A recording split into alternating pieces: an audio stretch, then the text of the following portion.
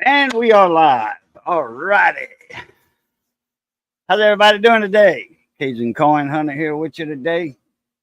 Oh, boy. Let's see what I got on today. Put a hat. Oh, Evan Root hat on today. All right, Dumb Moose. What's happening, brother? The Moose 1829. Good evening, boo and chat. Oh, chat, yeah. Dog it, no. Gotta pop out my chat. Let's see.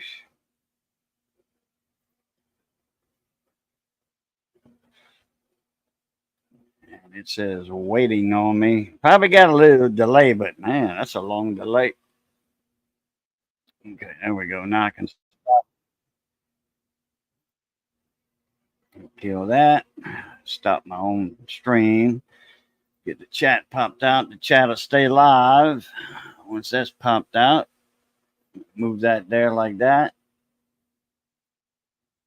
Minimize the screen just a little bit. Move that over. Move it on over. Kill that background. Do that. Do that. Do that. And raise that up all the way. Get back in stream mode. And here I am. Got my chat popped out. The Judge Webb Barbecue. How y'all doing tonight? What's going on? What's been on the pit lately? On the pits lately?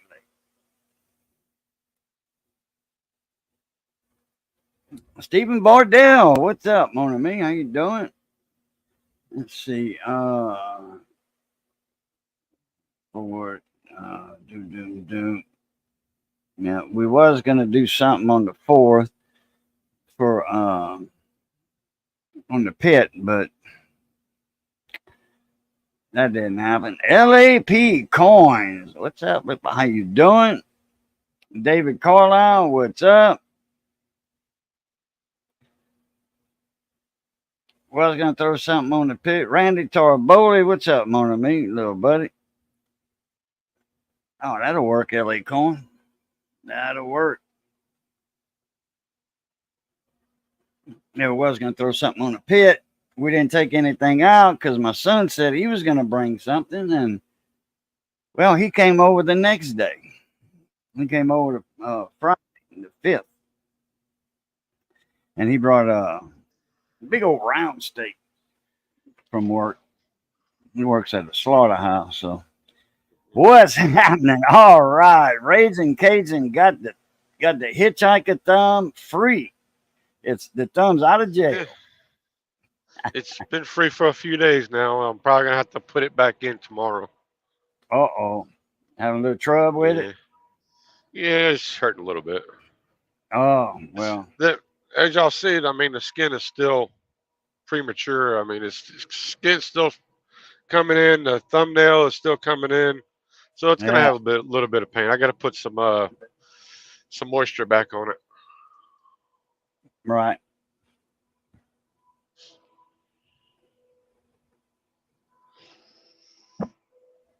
But I set it free for a few days to see how it would do. Got you. And there's my honey, Miss Missy. Yeah, he's a truck driver. Yeah, LA Coins. up You got a here. truck for sale. You want one? You want to buy one, LA?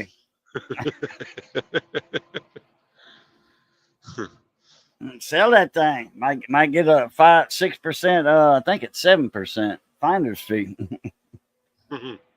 uh, actually, I sent a link for Miss Paula to come in tonight, and I'll show it tonight. I got my scope hooked up,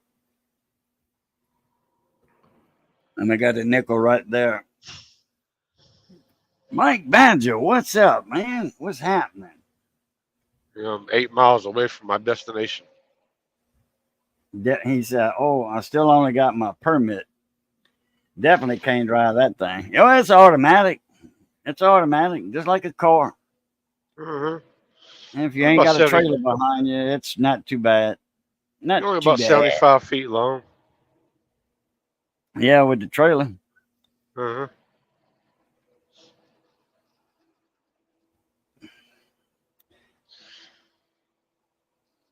Come up here in the Northeast, and you'll find out. You better be something. You better have your head on a swivel before you come up here. Oh yeah, around Jersey, New York, and all that. Oh boy. Hey, Uh Kevin huh. Hendrickson. Man, I didn't see you up there. I'm sorry. Apologize for that. I saw your name in the chat. Somebody said hello to you. And I'm like, damn, I don't see him. I had to go all the way up and then down a little bit. Man, Magnolia is without electricity. Damn. Damn, you must be on your phone then. He's up in Texas, so that storm kind of that hurricane barrel. Yeah. Uh, It's Food Bar, it Texas.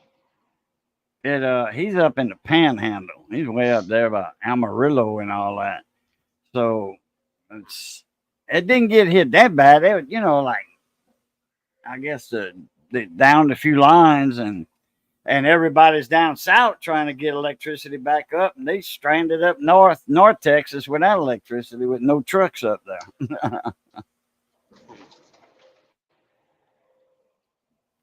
Your sister is there, or in South Texas or North Texas? Yeah, I forget where exactly where Steve's at. Yeah, we're scheduled to go to Laredo this weekend. I must have thrown that envelope away or put it up somewhere. I guess I put it up. Okay, what you said? You got to go to Laredo tomorrow? Yeah, we're picking up a load tomorrow, headed for Laredo. Oh, okay, headed for there. Okay, Steve's in Magnolia, Texas. Cajun, I sent you a picture. Okay. Must be an email.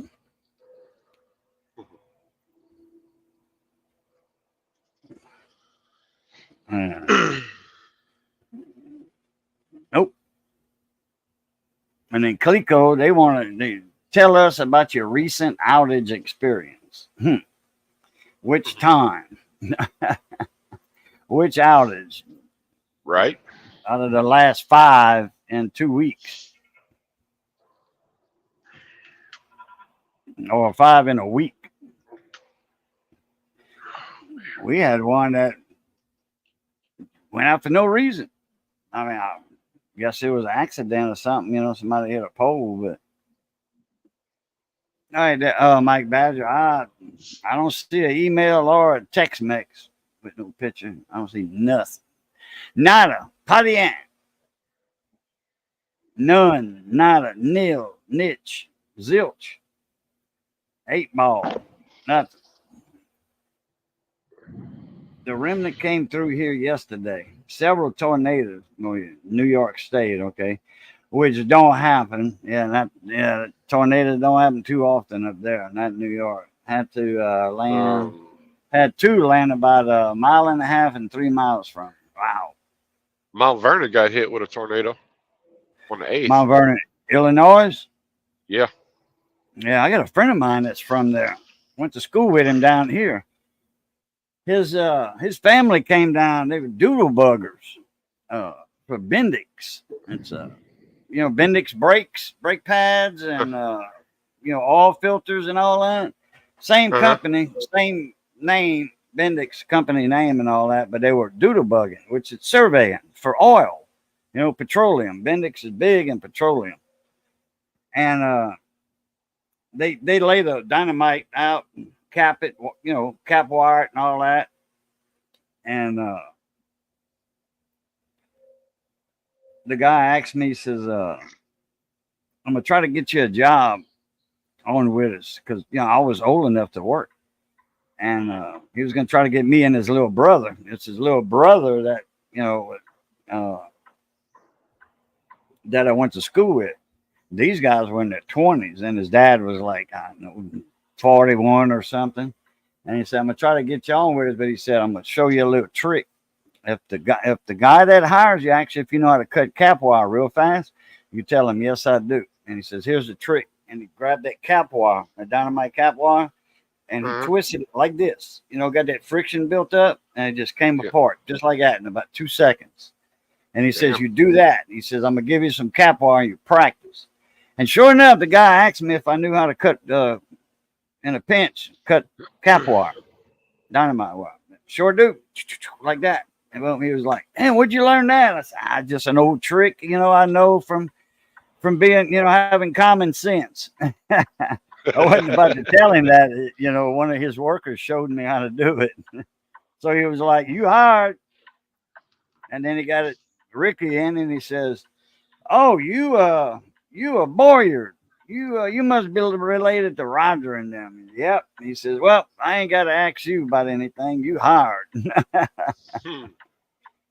So we got us a job, man. We were 15 years old. And shit, what was it? I think it was $5 an hour back then. That was good money, dude. We were happy to have $5 an hour back then. At 15 years old, that was 45 years ago. Yeah. We were happy to have that though. I was in 70, 70 what? You couldn't buy a Happy Meal. Minimum wage was like $1.80, I think. If I remember right. Let me see. We're in 2024. What is it? 45. Yeah, 45.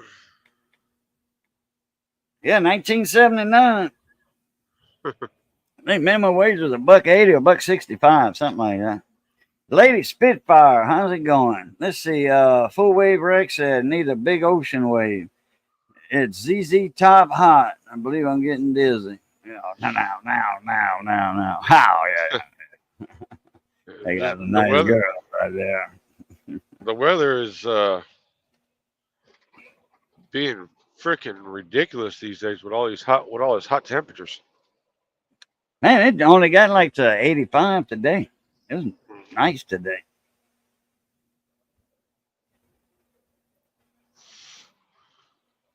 I'll tell you what, it was nice and cool when the hurricane came through, though. A little breeze, 10, 15, whatever, 20 mile an hour winds at time. Mm-hmm. At times. I know somewhere out in Texas or somewhere, they had to bring the fire boats out to cool the bridge down so the meadow would retract because the meadow expanded because it was so damn hot, the bridge wouldn't go back down. The brakes or the bridge? The bridge. Where? Somewhere in Texas. I think it was somewhere in Texas. Well, all that should have been cooled down from, all that 105 here. Yeah, but it's a dry heat. That's right. Utah. Dry heat. When it's like 125 and they say, yeah, but it's a dry heat. It's different. Yeah, well, go ahead and stick your head in the oven at 125 degrees and tell me how that feels. Yeah. Dry heat. But, okay. I got to take up for the dry heat.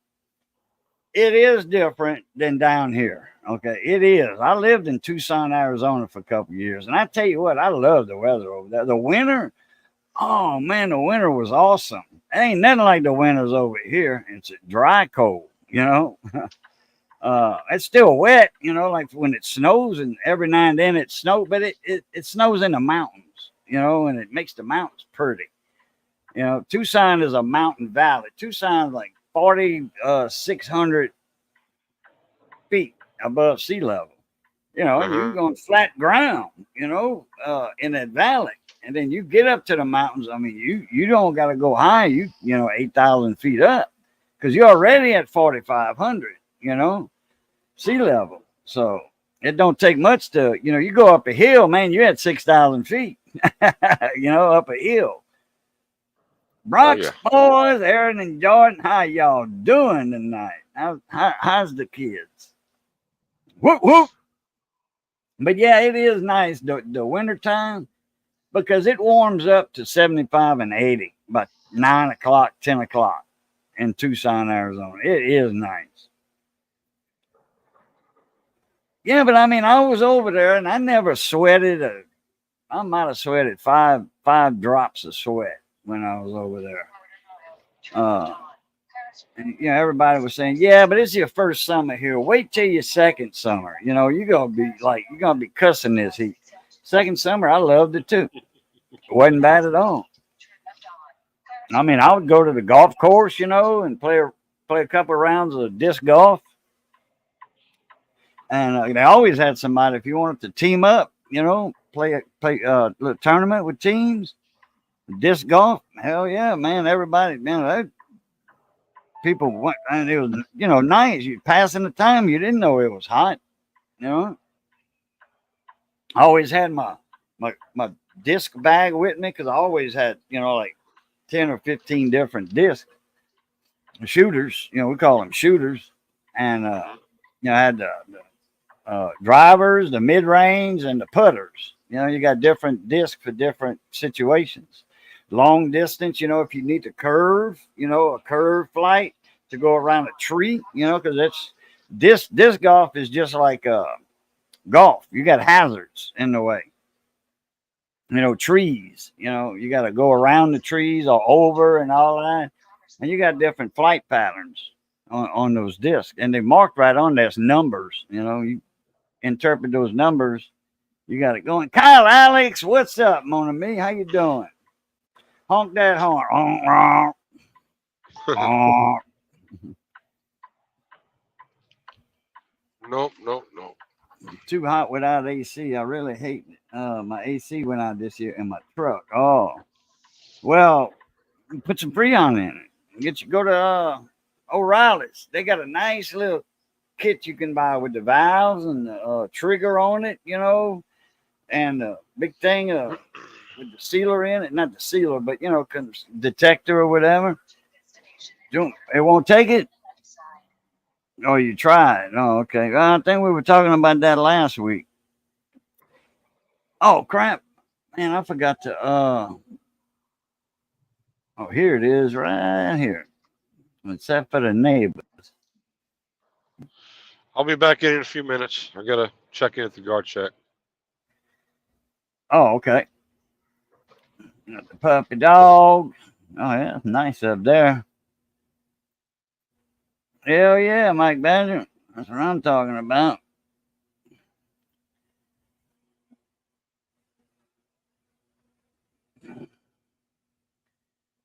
The Bears. Oh, yeah. Oh, boy, yeah. Well, Black Bears, you're all right. If it's Black Bears, you're all right. I've got to send a link to my buddy there.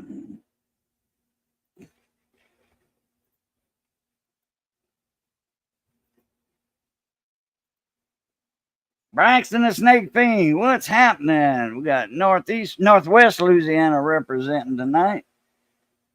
We got Raging Cajun, that's Southeast Louisiana representing. Resting, yeah, I heard something about that today. Shelley Duvall passed away.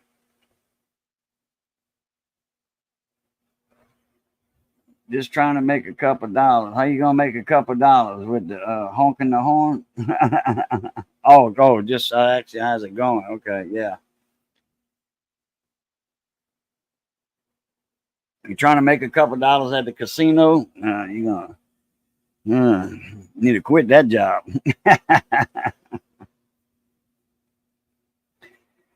117 in Vegas. What's the matter, babe? You don't want it?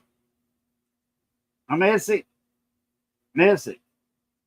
Oh, she's got something in her ear. She's got the video, the live stream going. She's got an earbud in her ear. Perkowitz, that time of year. Oh, yeah. Okay. World SOP. WSOP. Okay. Got you. All right, babe. Nothing but love. What's up? Yeah, I got it, Mike Badger.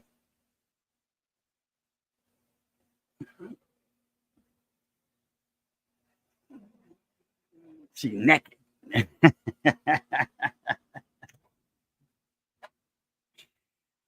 No, halfway.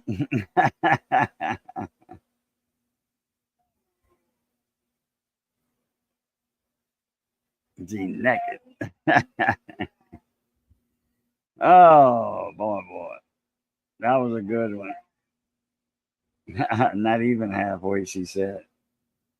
But out in the desert, it's not hard to find a near-death experience. And I hear right before you perish, you will see the light at the end of the tunnel, and it might be an oncoming train. Yeah, that's right.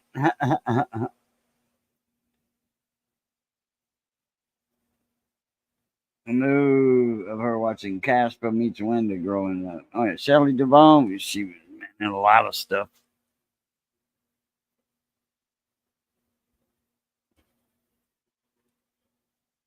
Dave's not here, man. Honk honk.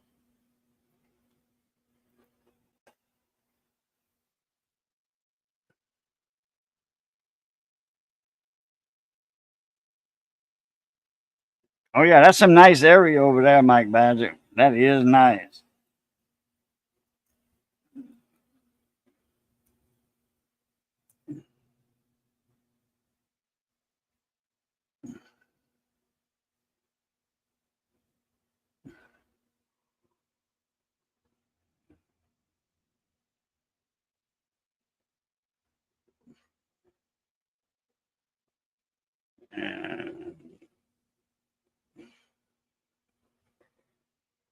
All right, and we got representing South Louisiana, about Central, Mr. Southern Coin Hunter. What's happening, mon ami?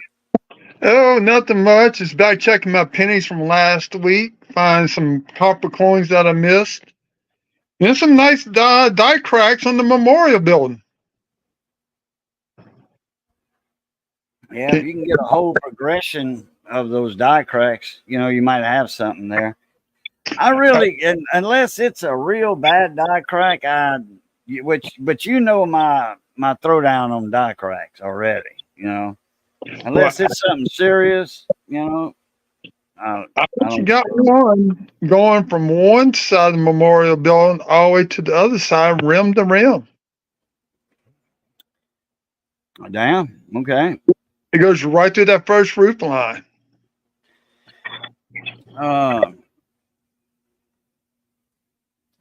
Dog it. Little freaking fruit flies, fruit gnats. I hate them things. Yeah. We over here, not out in the country, but we had a watermelon the other day and we put that out, and that I think that's what's attracting them. Watermelon. Yeah, I did. I went live. Well, you saw Friday night. I did that first half of the box. Saturday night did a second half. I ended up killing the wheat cents, which when I back checked my copper coins, found the wheat cent number 15. I found 15 wheat cents in that box, and I ended up. I think now I found 9 more copper coins by checking the zinc cents. I'm up to 529 copper coins out of one box. Oh, okay. You're keeping track of them. Gotcha. Well, if you go and look at the second video, you could download my spreadsheet. Yeah. And you can clear it out, and you can use that to track your coins. Yeah. Whoa! Boom! Boom! Boom! Boom! Boom! Boom! Boom! Boom! Kyle Alex sent a $20 super chat. Yes, sir. Book and smile. Yeah. When you say Missy naked. Yeah. Naked. Now I'm gonna go cook me a stack of pancakes for supper here in just a minute. Time flies like an arrow. Fruit flies like banana. That's right. I forgot about that old saying. I think Full Wave Break made that up about 8 months ago. It was we eating watermelon last summer when we made that up. Had them little fruit gnats around here back then. Every time we do watermelon, man, them little fruit gnats come around. Shy, boy, do a shit few times like that, boy. Man, I hope you two didn't pick up on that. Yeah, I want to save up some time and some money. I got the San Francisco copper coins from 2009. I got set free for that. a presidential coin set for you. I just need to bring them out there to you. Okay. Yeah, You come know, spend a weekend or something, or spend a night or something. You know, mm, get in that's that. You know, that's up to right now. There's a lot of stuff getting ready to go down around with us with mom and dad approaching the 59th wedding anniversary and all that kind of stuff with football season kicking off. You know, when football season comes, I get busy at Domino's. There's times they call me in on 1 o'clock on a Saturday afternoon. I work till midnight. yeah. Well, one of these days when you get a day off, you know, like Sunday or something, or Monday, which you probably very rarely get Monday off. Nope. Sunday off, which that's football, you know, day. College is Saturday, but you know, Sunday is pro ball. I found something today.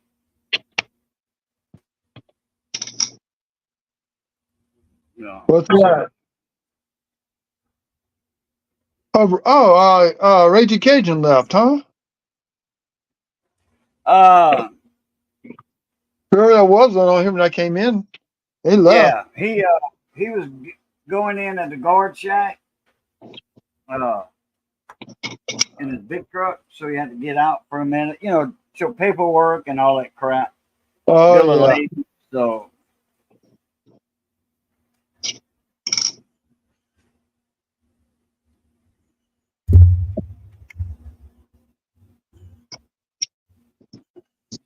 I found I got this. It was on the counter. Went to store earlier and they got that they had a save a penny thing. I didn't pick this up from that.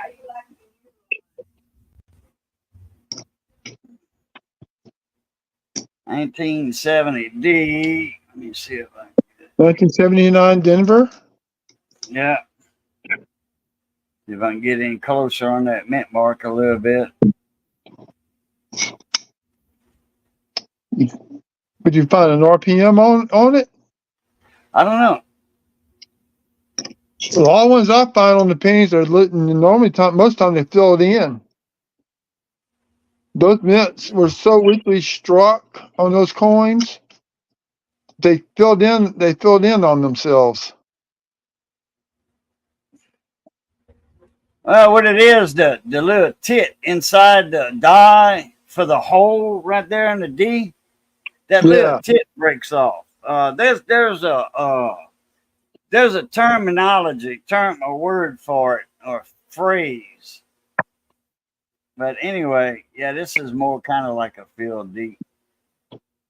But it was red, you know, it's red, and you know, that 9 took a hit right there. And you know, but I spotted it. I said, that's copper. And I got it off the counter. There 2 pennies on the counter. And the other was a old stinky, zinky shield. So I threw that to the side in the penny thing. And day, doo-dah, doo-dah, day. So I put this one in my pocket. And I threw another penny on the counter. So, and she said, you want some cigars? You want no cigars today? According to cigars, I said, no, ma'am, I quit smoking. She said, I noticed you ain't been around here lately.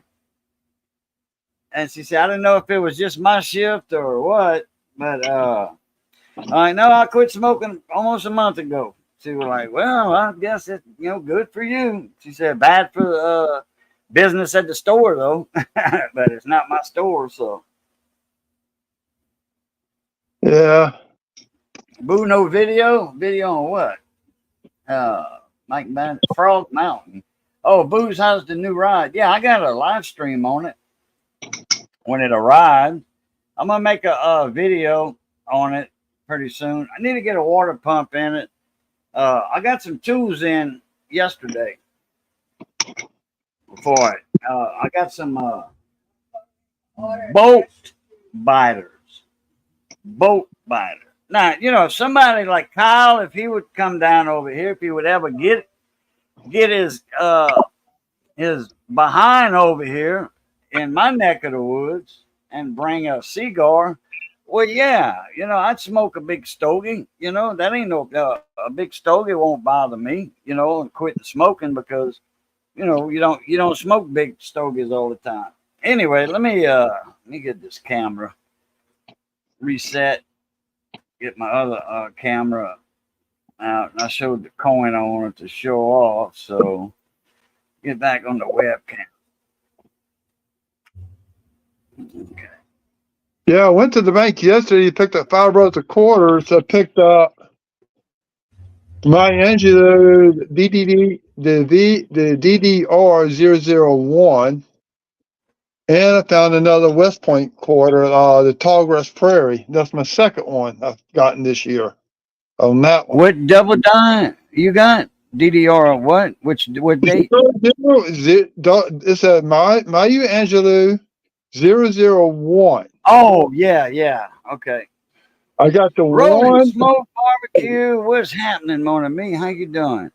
That's Southwest Louisiana representing there now. I'm in Southwest, but he's more west than me. He's close to the Texas line. He's over there in DeQuincy, man. Up there at the sale bar, man, in DeQuincy. I bought that pretty little mule. She had pretty long tail, blonde man, and pretty blue eyes. Yeah, give me a little ride on the donkey. Give me a little ride on the donkey. You are in the middle. I'm on the east. He's in the west. And we need somebody from the north in the middle. I'm considered Southwest Louisiana. I'm on the edge of South and Southwest.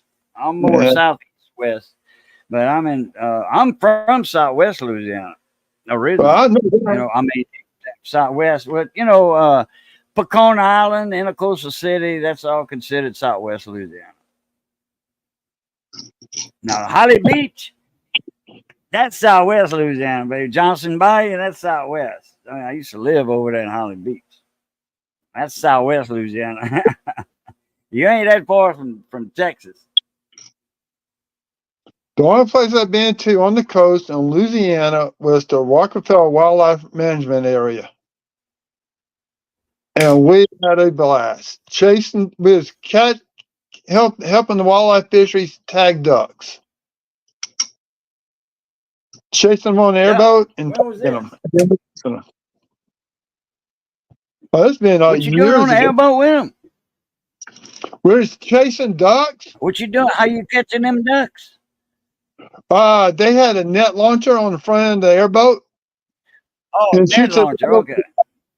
Yep. It shoots a net over the ducks. We go up to them, untangle them, tag them, and release them. We used to shoot them with something, and then we'd turn them loose of their feathers, and then put them in the pot. No, we would throw lead at them. That's when lead was legal. We would run the tag to the nose, and the corresponding leg band that matches the bill band was put onto the legs, and we crimped those on, and then we released them. You put something through the nose. Yep. They had a nose. They had a nose tag. Yeah. Damn. It goes cool. It goes right through the hose of the nose. And so you tag them there. It was almost like a little zip tie. And then you take the metal leg crimp, put that on there, and that's how they track the birds if they were shot and killed. You're supposed to the information. They've been hunting, and his two boys and him, they each got a tag duck.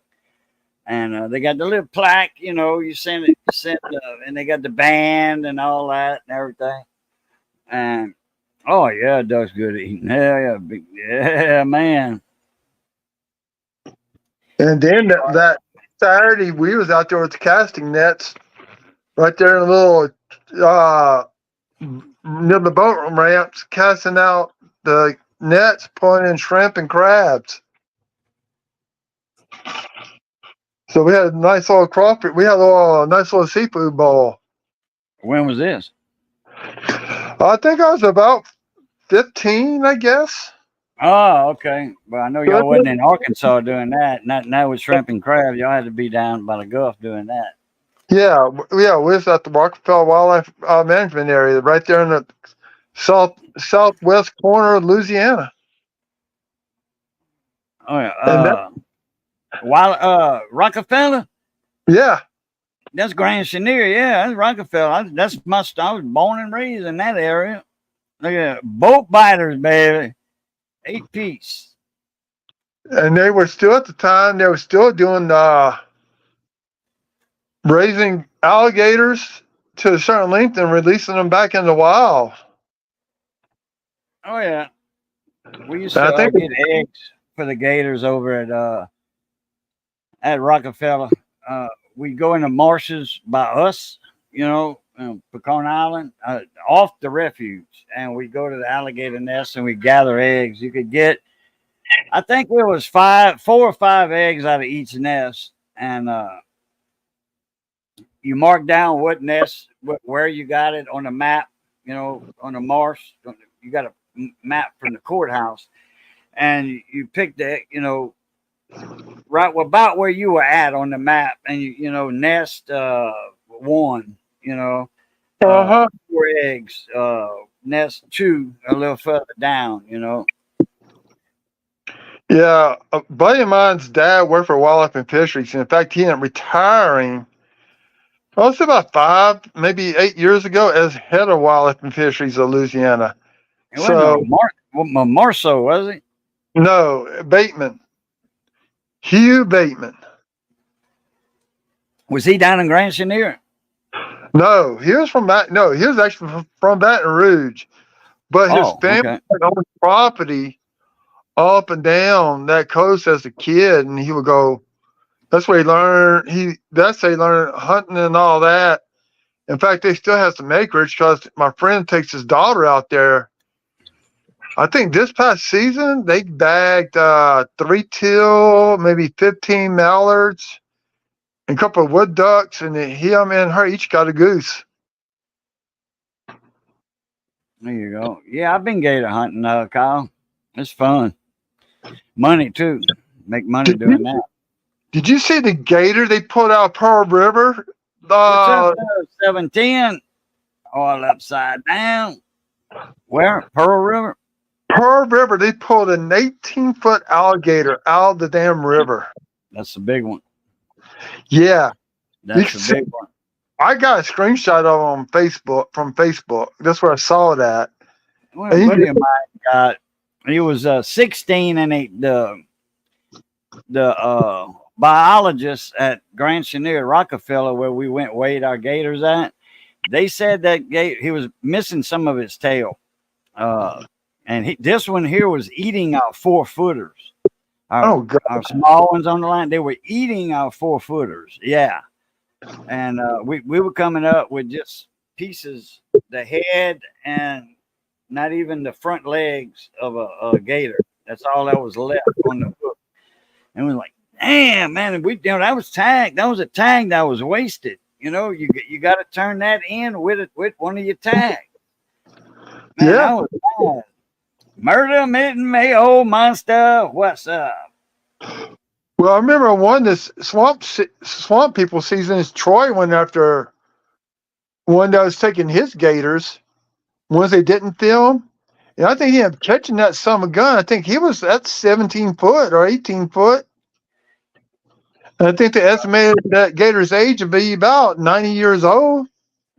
We finally caught the one that was eating the other ones, and it was 16 foot 7 inches with the missing tail. I mean, that's how long it was, and it still had some of his tail missing. And the biologist estimated it was right at 2 foot of his tail was missing. So that was an alpha male, rogue male at that. It couldn't I don't know why it was too slow. I guess it couldn't eat Nutria. It was too slow to catch a Nutria rat, a muskrat, and it just ate whatever it could, and hell, a 4 foot gator, they on a hook. Hey, that's an easy meal for them. They don't have to work that hard. So that was 18-foot gator that we had, but it was 16.7 without the tail was missing, so it was only 16.7. But it was, it could have been 18 if it had the rest of the tail with it. But that's a big 18 foot, man. And this thing weighed like 1,200 pounds. Yeah. I actually went to Tony Seafood the other day on Plank Road to go get some gator meat. $25 a pound. Damn. I said, I don't think that's going to happen. So I thought I was going to get some and have my son's birthday's coming up in August. And I was going to make him some alligator sauce pecan, but that ain't happening. Not $25 a pound. My buddy Josh was working over here at Riceland Crawfish, and he was skinning gators and cutting up gator meat, and he would bring me legs all the time. Alligator legs, he'd bring that to me all the time, 40, 50 pounds at a time. And that kind of caught on. It was like, what you doing with them legs? He said, man, a buddy of mine fillets that and makes sauce with them and deep fries that, man. Legs with some good eating meat. Well, they started cutting it up for them instead of giving the legs away and the ribs. Well, the legs don't have that much fat in them, which right. The legs ain't got no fat hardly, and you ain't got to defat it because when you cook it, it don't smell like the tail meat if it's got fat. Tail meat, if it's got fat in it, it's gonna smell, man. It's gonna stink your house up when you're cooking it. You got to take all that fat out of there. Yeah, and then if you cook it, it's gonna make the meat taste bad. That's what I mean. Oh. How did you make them? Make what? I talked about different things. You talking about the gravy? Just make a gravy with it like you do pork meat or chicken meat or whatever. Excuse me. I got to get some lemonade and lean off the dock. I'll be back in a minute. Take over there, man. This is going to be sponsored by Stumpy Tires, home of the $1 Million Tire. Bill Platt, get your tires. We know that routine all too well. Stumpy Tires sponsors the lemonade and leaning off the dock.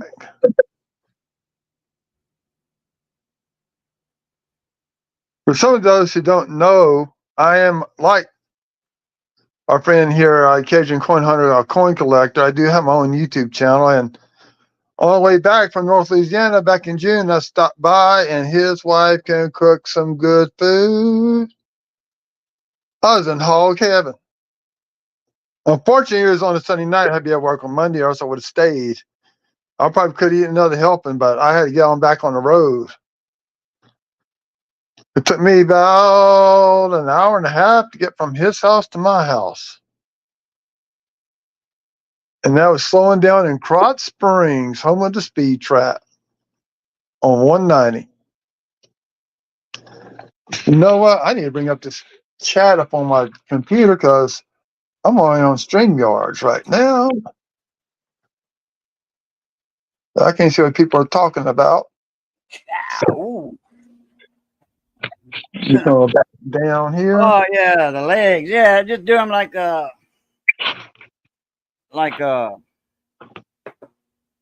would pork or beef. In fact, the beef. Speaking of beef, chuck roast on sale right now, but $3 a pound, man. Oh man, That's Super One. That's cheap. Yeah, that is. There we go. There's. No, it's usually $5, $5 something, $3 a pound, man. But we bought a couple of briskets a while back. a couple months ago. Threw them in the freezer, and we took one out, defrosted it, and made a bunch of what I call, gravy cut. Pieces of brisket like that, big cubes like stew meat or whatever. We got some steaks out of it and a roast. And man, Missy cooked some of that night. Oh, oh man, that brisket, man. Oh, she made a gravy with that, man. There's I know a lot of people like grilling brisket on the grill, but man, when you make it in a gravy, Missy style, Cajun style gravy, let me tell you something. You gonna nah, I'm stuck on gravy from now on. But I always say when you buying a brisket, brisket's never frozen when you buy it. Sometime it is, okay. Yeah. But I kind of frown on that buying frozen brisket. You can't check it to see how much fat it's got. When you can take a brisket, they're this long, they're that long. When you can take that brisket, I'm shortening my hands for aesthetic purposes here. When you can take that brisket and bend it like that, buy that brisket. That's a good brisket. If you can't bend a brisket like that, put it back. No, it's got too much fat in it. Too much fat. Actually, and that fat is hard, because it's refrigerated. It's hard. And if you can't bend it, it's got too much fat in it.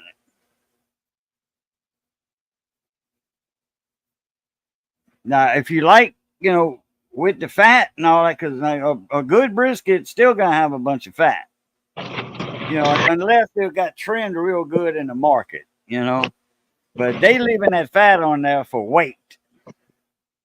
Yeah, they do that so they can charge you up higher up. Lower the price, but the pound's gonna be there. So you're gonna be spending like extra $7 for fat. I still have not shaken this dang cough. Been to the ER doctor, well, not ER, Lake Out there twice. Well, tomorrow's my regular doctor's appointment. I've been sucking down cough drops like crazy. I really should have gone and bought some more, but I had to get on home. But the last time I bought a brisket, I had methods. All right, Kyle, take it easy, morning, mate. I had them cut up for me into quarters. Some people like to cook it and slice it. I like to cook mine till it falls apart and add barbecue sauce and eat it like that. Oh yeah, that's pulled meat like that. Yeah, I'll put it on shredded meat. Yeah. What I would do is take it out of the freezer on a Thursday night or Thursday morning, let it defrost. And let it marinate all day Friday and Friday night about midnight. Put it in a slow cooker. Mm-hmm. Wait in the morning, and then kind of stir it up a little bit and let it just cook to about 10. And then I would take it out, shred it, put it in a pot with the barbecue sauce. Boy, I'm telling you, and some Jack Miller barbecue sauce, baby. Oh, wait a minute. I got to go get something. I'll be right back. Uh-oh.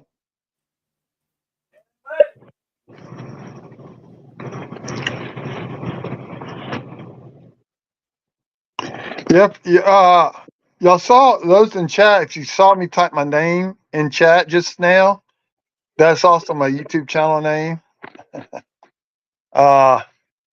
I do grow hunts. I found all kinds of good stuff. Quarters. I did a box of $half once. Almost $250 of $half were marked up with scripto markers. And don't tell Paul I said this, but I got all the ink off those $half. Yeah, well, I'm kind of waiting on her. I want to show y'all something. Buddy of Oh, mine sent me a text message. I mean, an email with eBay deal. He said, "Man, look at this thing." And he was making a joke, of course, you know. But he said, "Look at this thing, man." He said, "You're gonna flip." I'm like, I looked at it. I'm like, "Dang!" I said, "Phew! Look here now. Look here." well, that $500 box hunt I did on those half dollars, all those crypto was marked. Those half 250 of them marked up with Sharpies. Got 9% rum in alcohol and dropped them in there and watched that ink disappear. What does this remind you of?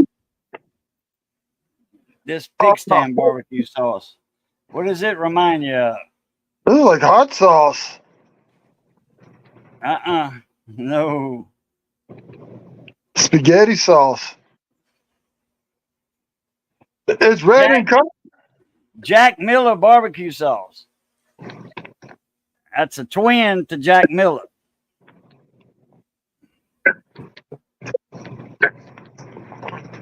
No, I gotta watch my sugar level. I got sugar-free barbecue sauce that's really, really good. I think this has got, I don't know how much sugar this got in there. I know it's got a bunch of tomatoes and mustard, vinegar, a lot of tomatoes, turmeric, paprika. That's, you know, a little color there. It should tell you how much percent sugar is on the label. Syrup. Oh yeah, let's see how much. Let's see, saturated fat 0.5 saturated fat. So that's real good on that. Yeah. 2%, 5 grams of total carbs. Okay, 5 grams. That's not a lot. Daily fiber, dietary fiber. I'm sorry, I think that says 0%.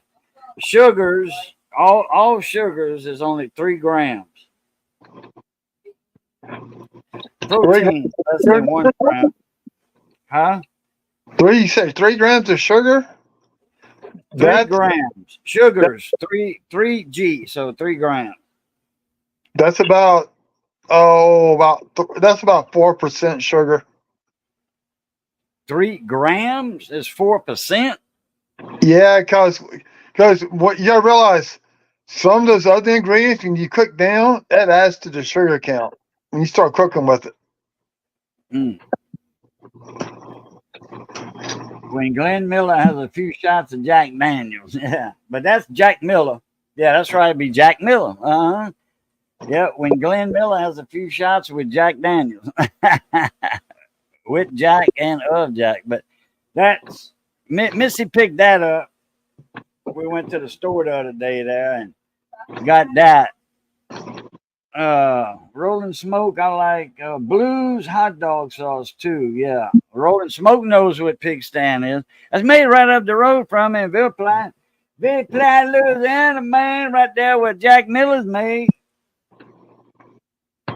I pass in front of Jack Miller barbecue sauce. I used to pass in front of it every 3 months, but now it's only every 6 months since I don't go to the doctor but every 6 months now. I got Ville Platte, Louisiana, Railroad Avenue. I'm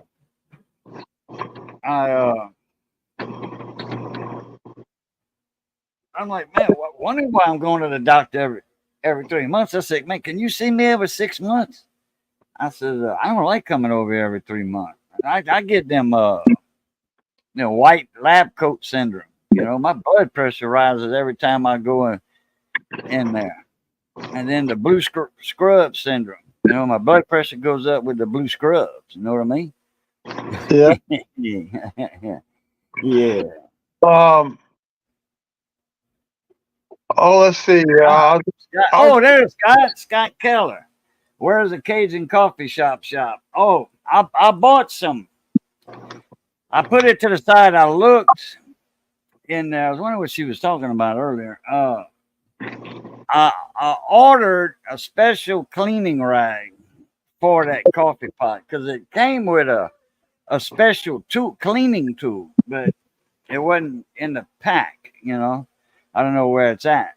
I don't know somewhere where that coffee pot was in New York. With you. But I bought a special cleaning cloth for it. And yeah, right here. That's a special cleaning cloth, right? It's real rough, like aluminum, serrated aluminum, and you get down in that well in there with some soap in there, and you gotta, because that well's about that deep and about that big around, and you gotta clean that. And when you use it regularly, you gotta clean that thing once a week. Once a week, you gotta clean it, and every 2 weeks, you gotta run vinegar. And I don't know why, because all it is a tube, in that little well down there, percolated. Ain't that? It's not like it's, a drip pot, like like that thing over there. That's that's what you call Northern United States coffee pot cleaning instructions. Down here in the South, you don't clean the mud out of a coffee pot, or at least out of the mud. Yeah, you got to on this. This is a well that's inside. It's a percolator, and it's a 55 cup. It's one of them big things like we got in the funeral home. I know. With McDonald's, we had one.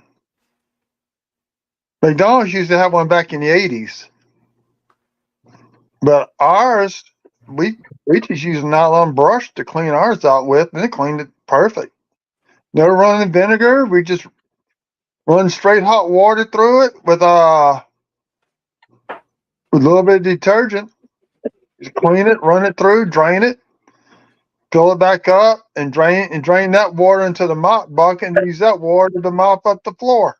Look, there's my belt line, and there's my neck. This thing's 17 inches tall, I think. It's a big one. 55 cups. But I need to clean that thing with that special rag before I make another pot in.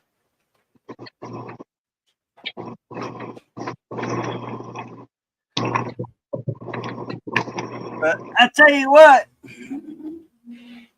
that thing makes some good coffee. Imagine it does. 55 cups. Took me a whole day, but I did it. That's overkill. That's a lot of coffee grinds too. What's that? Almost what? Takes 3 cups of coffee grinds to make that pot. 3 cups. 3 stainless steel cups. 1 measuring cup. It takes 3 of them. That's overkill because that coffee was stout. I think I could have got away with 2 1/4. You know what I mean? Well, just me at the house. I just put like 4 scoops of coffee in the top, and maybe half the pitcher's filled with water. And by the time I finish drinking 2 cups, it's almost gone. I got big coffee mugs around here. No, I didn't. I didn't look though. I hadn't been in that car since me and Johnny tried to work on it, but I got them boat biters, gear in boat biters. They're the one that invented them, so that's the ones I bought them from. Get them rounded head boats out of there. And we'll probably do that tomorrow, me and Johnny. I'm supposed to have a buddy of mine show up today to see about that fender, but he didn't show up. I don't know if he forgot or what.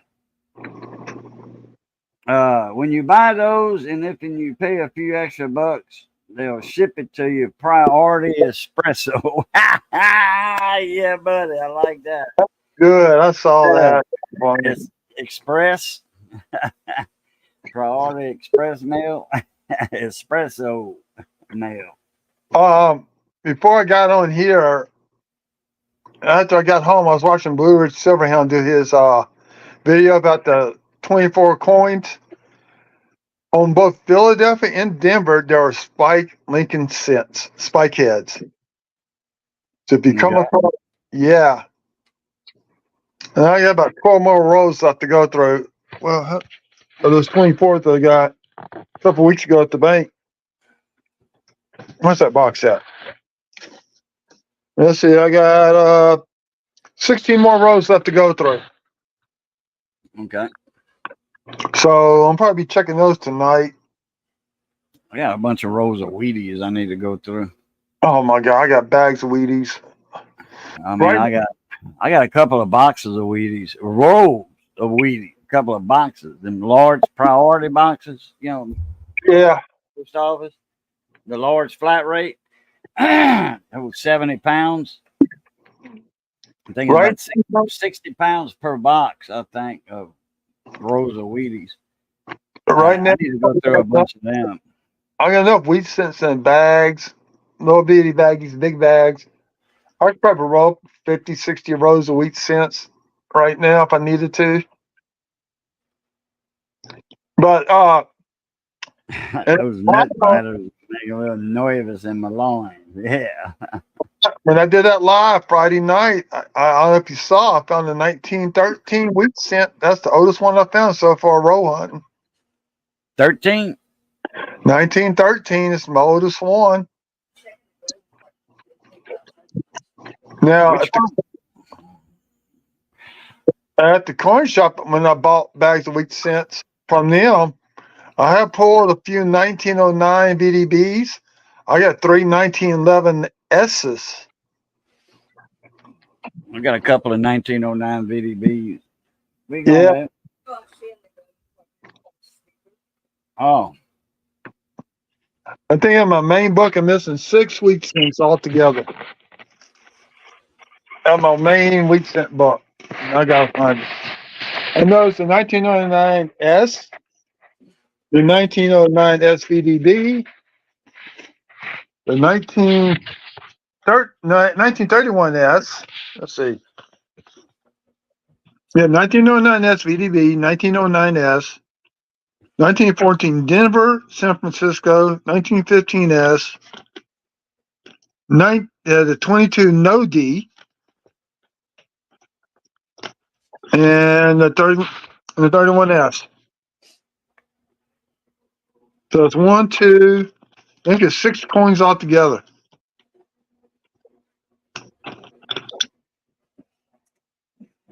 that'll work. 7 coins altogether is what I'm missing. That's in my Littleton coin album. Oh, okay. Now, a nice Whitman I got. I'm trying to put all reds, but I can't afford the reds for the earlier dates. Oldest red I got in here is the 1930 wheat cent.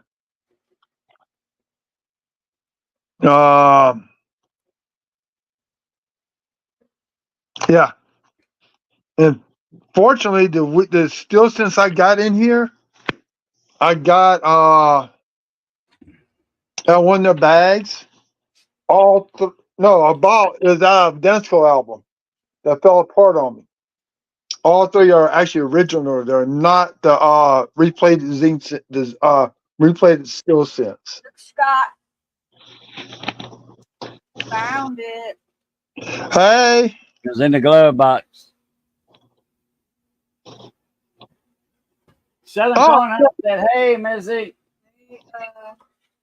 Southern. Southern.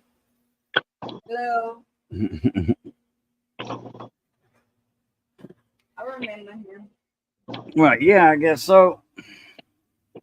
It's a nice thick sticker too. I don't know if that one sticks on the. Yeah, it does. It's a sticker, man. It's thick though. It's nice. Feel like vinyl. Mr. Briggs. Cool now.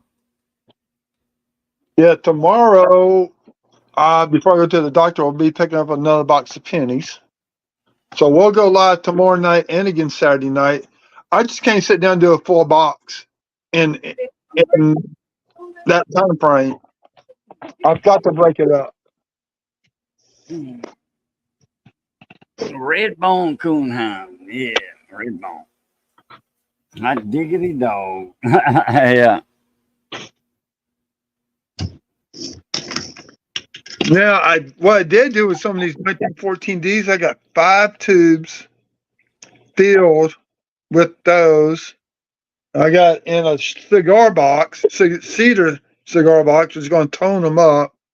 Then I got 4 rows in there. I'm not going to open. I'm leaving them sealed. I've got some coins, some very high grade, like MS68 coins that won't grade that high because PCGS will catch it. They were rolled. The rolls were wrapped in some kind of Chinese silk, something like that. They call them silkies. Yeah. And it has a certain luster to that coin. You know, the whole roll, okay, were wrapped in, kept in this silk. And like you do envelopes or whatever, and envelopes, the old envelopes, that'll tone a coin up nice. These coins ain't toned, but it just has a certain appeal to it, and PCGS won't grade them. They'll grade them, but they'll knock it down a grade, or they'll put it as a silky or whatever. They'll say, no, it's been wrapped in Chinese silk. And I mean, these are high. I've got a bunch of them from Rich Cali 21, and I should have sent him a link to come up, but sometimes he, doesn't come in. But anyway, sucking on a chili dog, sucking on a chili dog.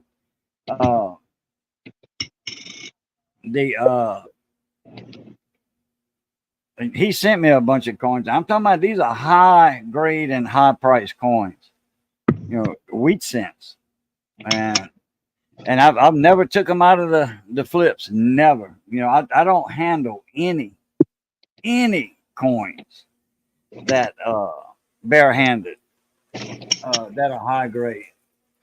I got some powderless gloves. I bought a box, and I got some in the mail the other day. Some nitriles, Oh yeah, that's what you want. I got some of those here, but I need to order some more. I want to order them from Amazon because they want way too much, even at Walmart, for their boxes.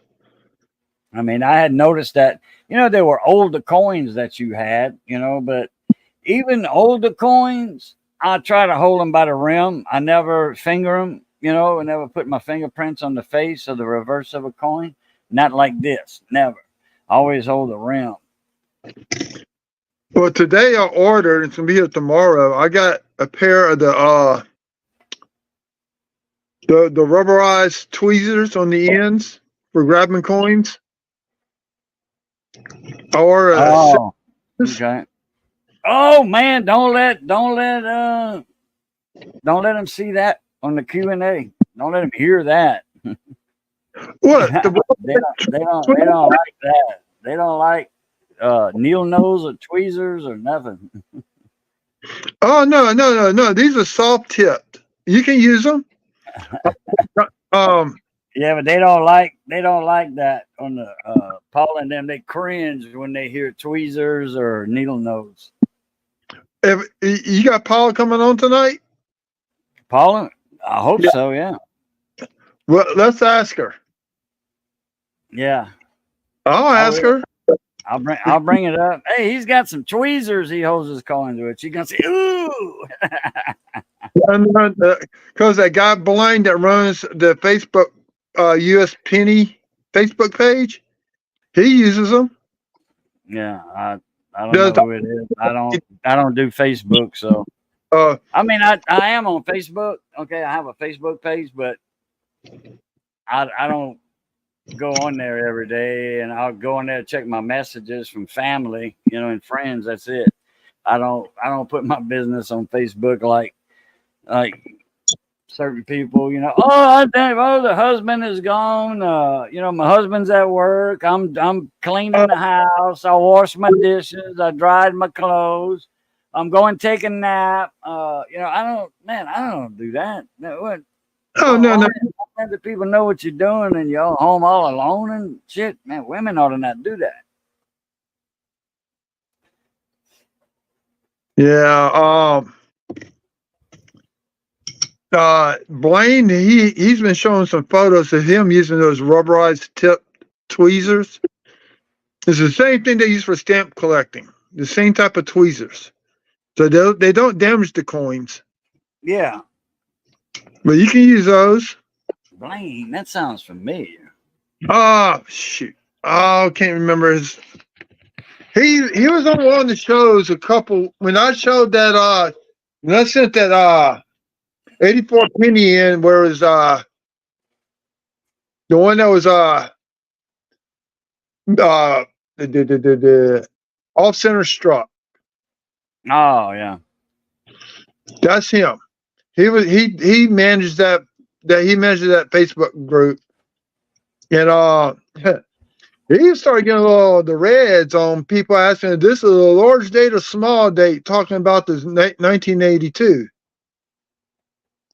And Okay. and 1982, that large date, small date, zinc, copper, and the world. I mean, the famous 82 Denver small date, copper. You find one of them, you got some lunch money in your pocket, babe. You can go to school in LSU. You can go to college at LSU to be a doctor with that penny. shoot, you go out to one Ivy League schools for that penny. Shit, LSU, you can go over there to be a doctor. For you got the tuition enough for that, and to go to Harvard for lawyer or judge. Well, lawyer actually, law school. Now I did find my second 1983 no FG, but what looks like part of the F is actually a gas bubble. I took a toothpick and I pressed down on it, it came right back up. I noticed a gas bubble. Missy said, I've been wanting to close my Facebook page. Yeah, but she gets on it too much, though, with friends.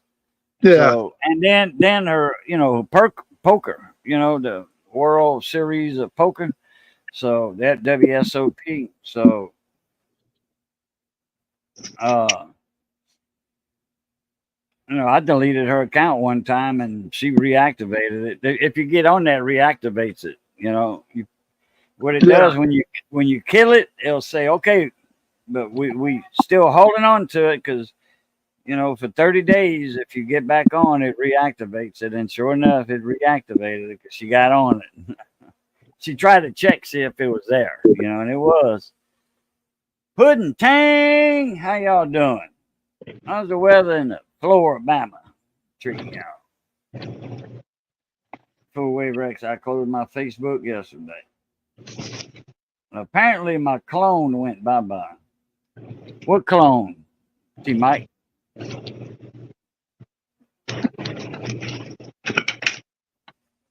Now I am getting ready to start a little quest of mine because I've gotten some proof sets in with Ike dollars.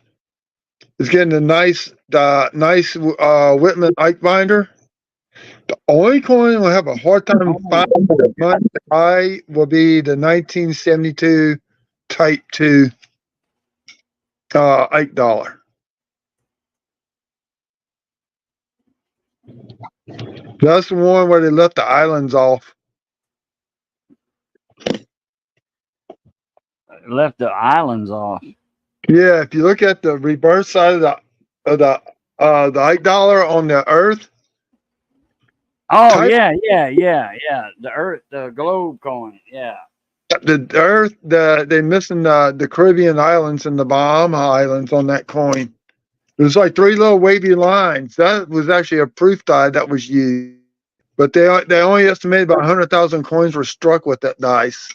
With that die, I don't know why I said dice. And then I get rid of these pennies here. I'll be back checking for months.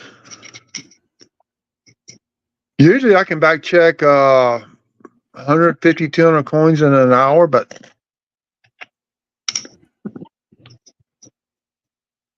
Need some rain in Florida, huh? Yeah, we get them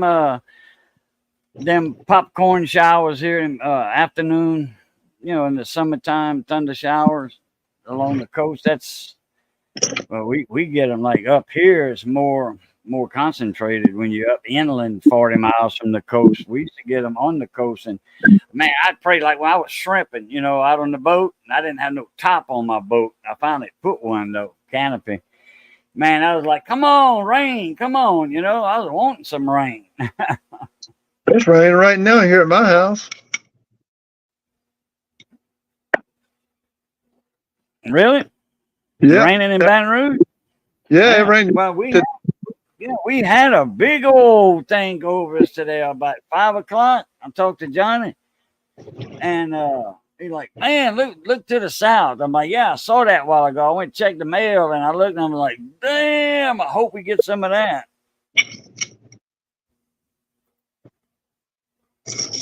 What else did Sean talk about on his video? I think the Philadelphia Philly pennies have a grease strike through. They come to no VDB, but this is a grease strike through. The initials. Then there's one on eBay list right now. It's like a crack run from the eye, from end all the way down past Liberty, from rim to rim. List on eBay right now. I'm not buying it. I may get on eBay and put a watch status on there to see what it sells for.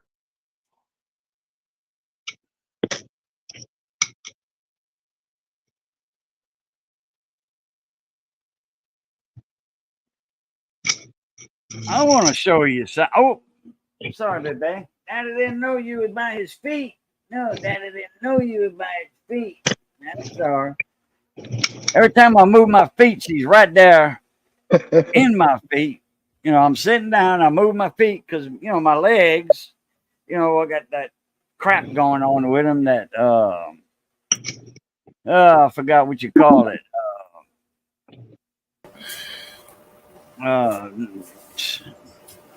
Not diphtheria. I think I just made that word up. I don't even know what that is. Neuropathy. What's up, field guy? What's happening? Not much. Didn't realize I was up yet. I seriously did not realize it was Thursday. Yeah. Like I've been out of my brain has not been functioning since Saturday. Yeah, Like, well, I sincerely I forgot. said, let me send him a link. I said he might not be at work. No, I got off at 6. I've just realized. I said no because I heard my roommate leave, and I go, what the hell day is it? Then I looked on my phone. And I go, well, she left about 45 minutes ago. But I'm like, nobody's around. I'm like, wait, is today Thursday? Like, I seriously forgot today was Thursday. No, I've been home for like 2 hours. Just my back hurts. I'm still dealing with all this stuff, and I wasn't even focused on anything today, really. So other than that, oh hell. But That was the 4th of July. Were y'all busy the day before and the day of? the day after is when my uncle passed. So I was up at my aunt's house for the Saturday, Sunday, and Monday. Sunday I had a wake. Monday I had a funeral. That's why my days are blurred together. I did not realize today was Thursday. I'm thinking today's Wednesday.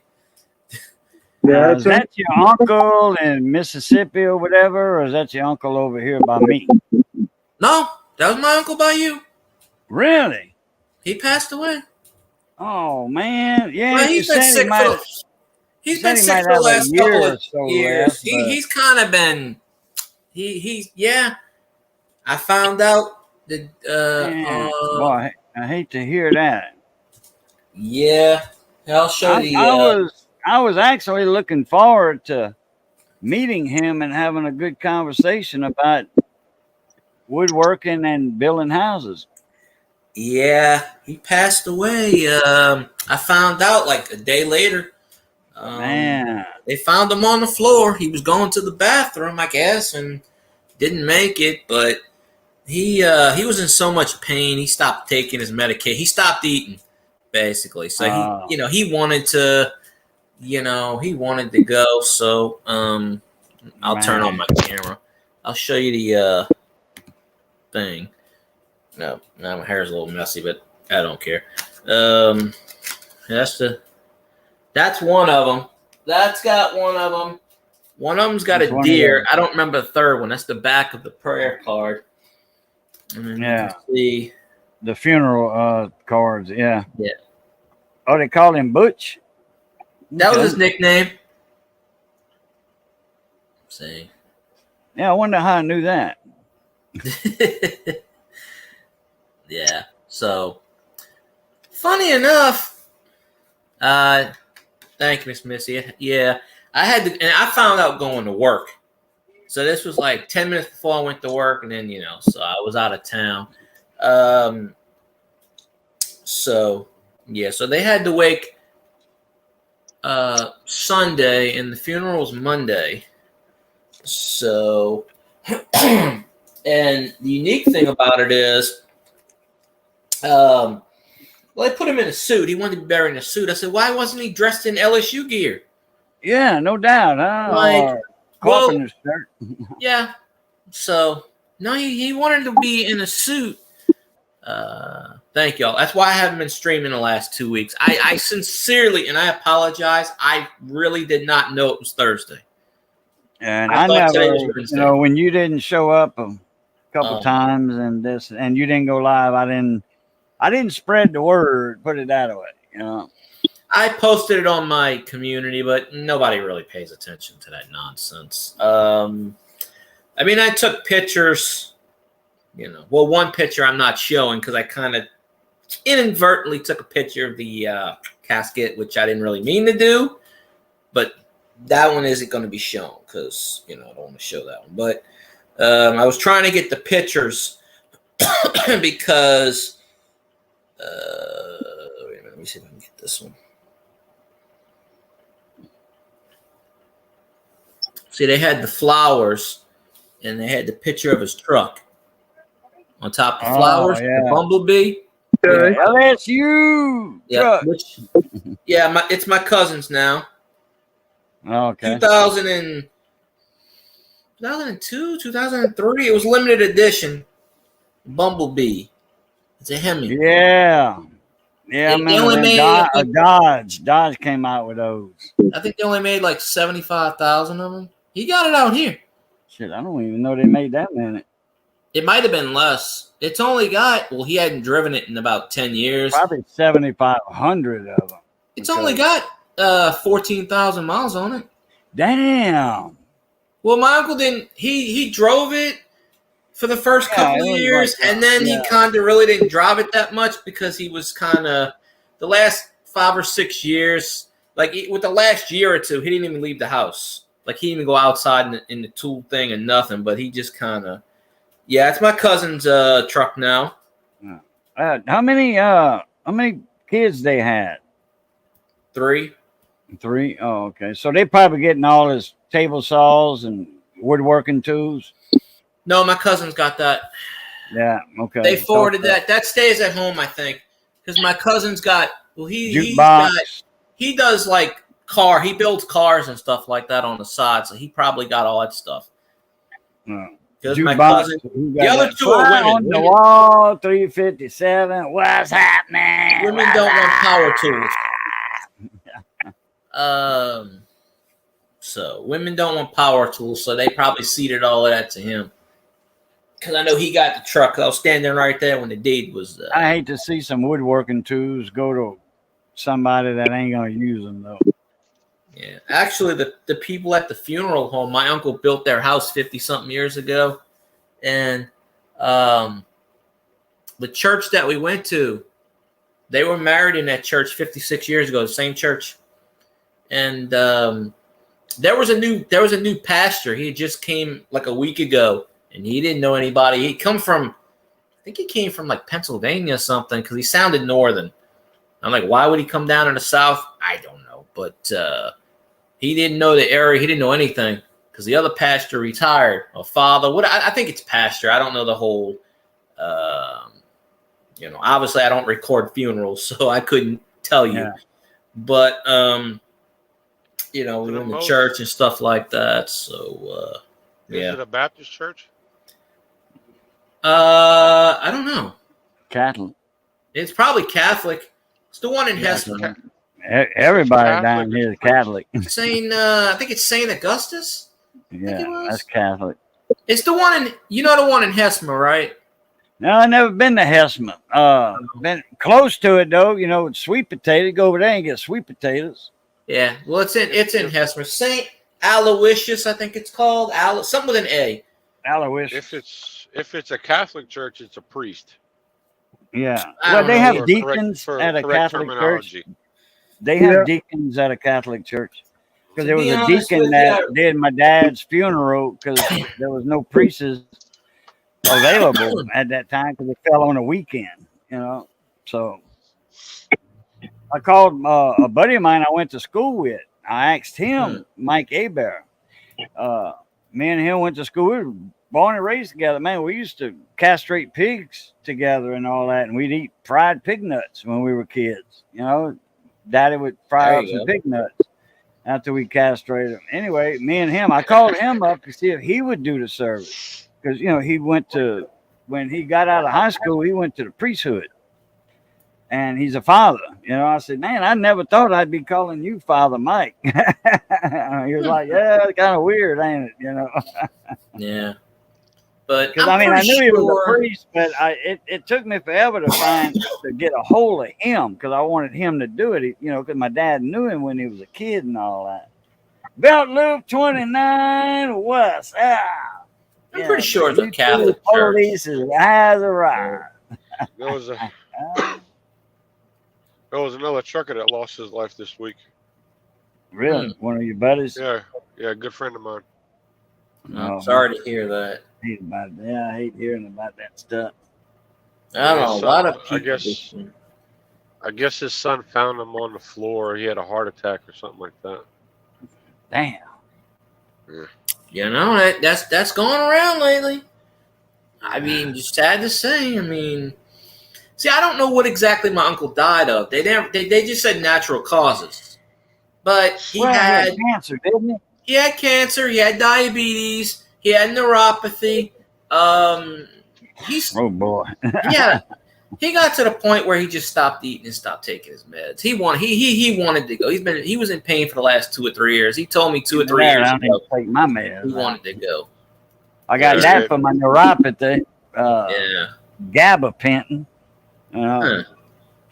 Stick that thing in there. But the only thing is, I wish he would have passed away in his chair.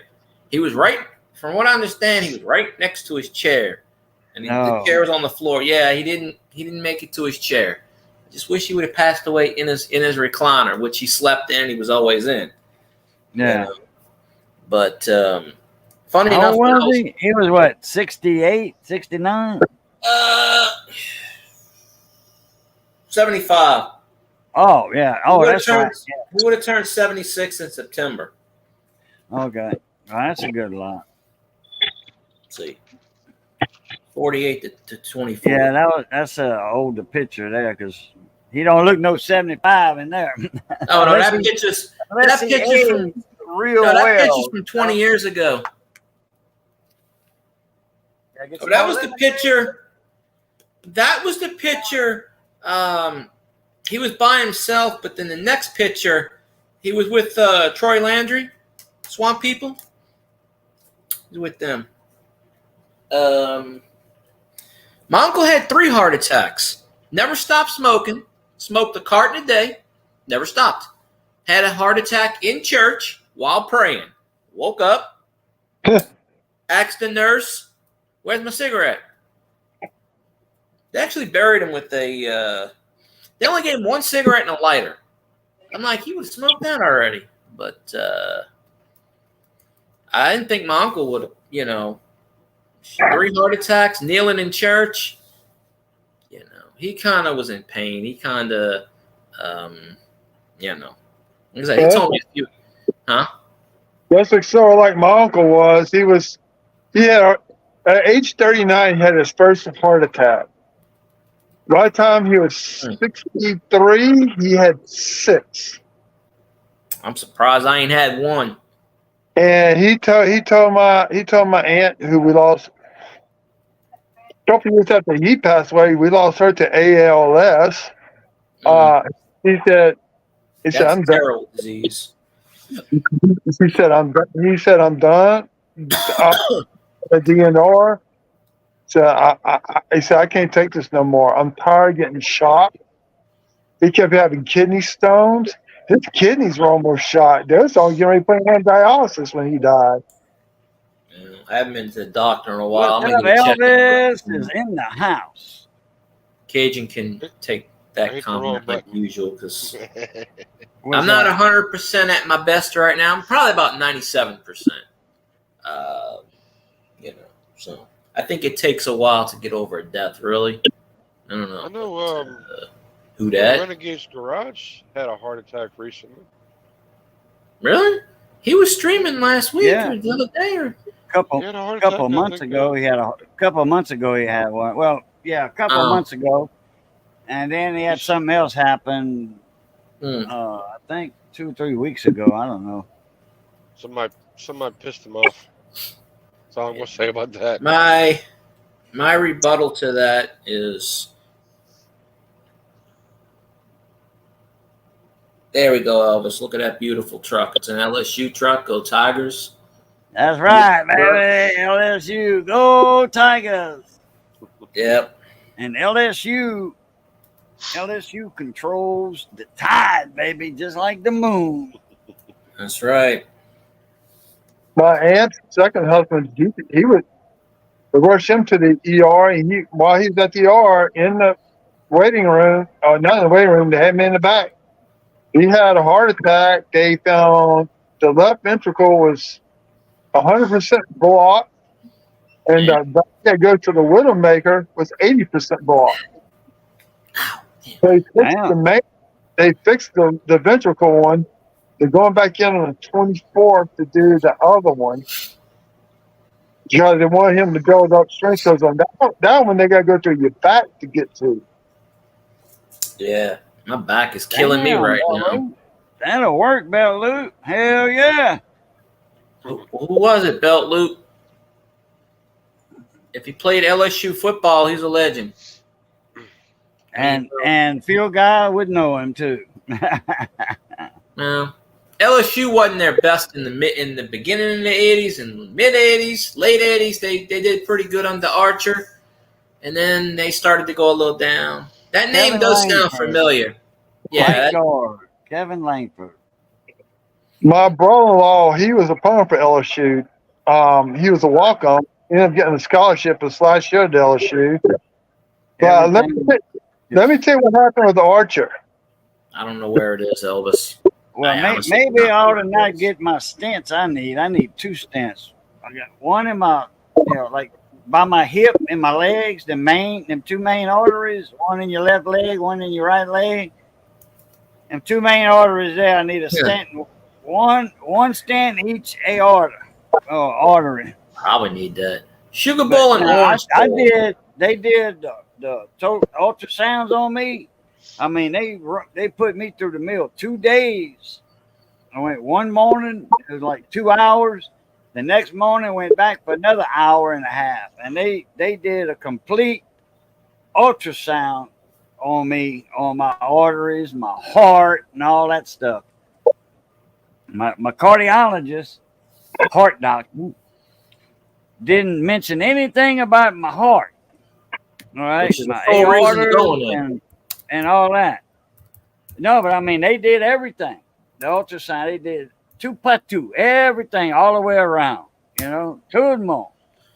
And well, not everybody, but you know, the like they would have did to the other people all the way around, like me. Anyway, need to watch how I say it in French. Anyway, he didn't say nothing about my aortas or my atrias or anything. You know, my heart chambers. He didn't mention none of that. He mentioned my legs. Next time I go, next time me and Johnny go, because me and Johnny see the heart doctor at the same time. We got the same appointment, same time, we're in the same room. Yeah. Imagine that, huh? That is insane. Yeah. Well, you know, he's not a proctologist, so I mean, I wouldn't want to see that happening to Johnny, you know. But anyway, no, me and Johnny see the same doctor, same time, same room. We talk amongst each other and all that. Stephen and Jacqueline, how y'all doing? Man, I'm glad y'all all right over there in the islands. Man, y'all had me worried for a while there. Man. They had some weather with the barrel. Oh, they had, yeah, it was a category 5, man, that passed by them. Yeah. They down there. No, I was up there.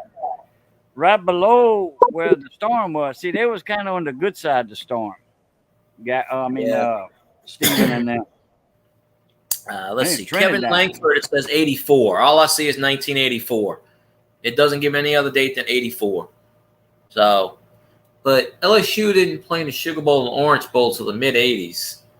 Because around the, you know, but yeah, my cousin in Shreveport, her house started going because I saw the camera.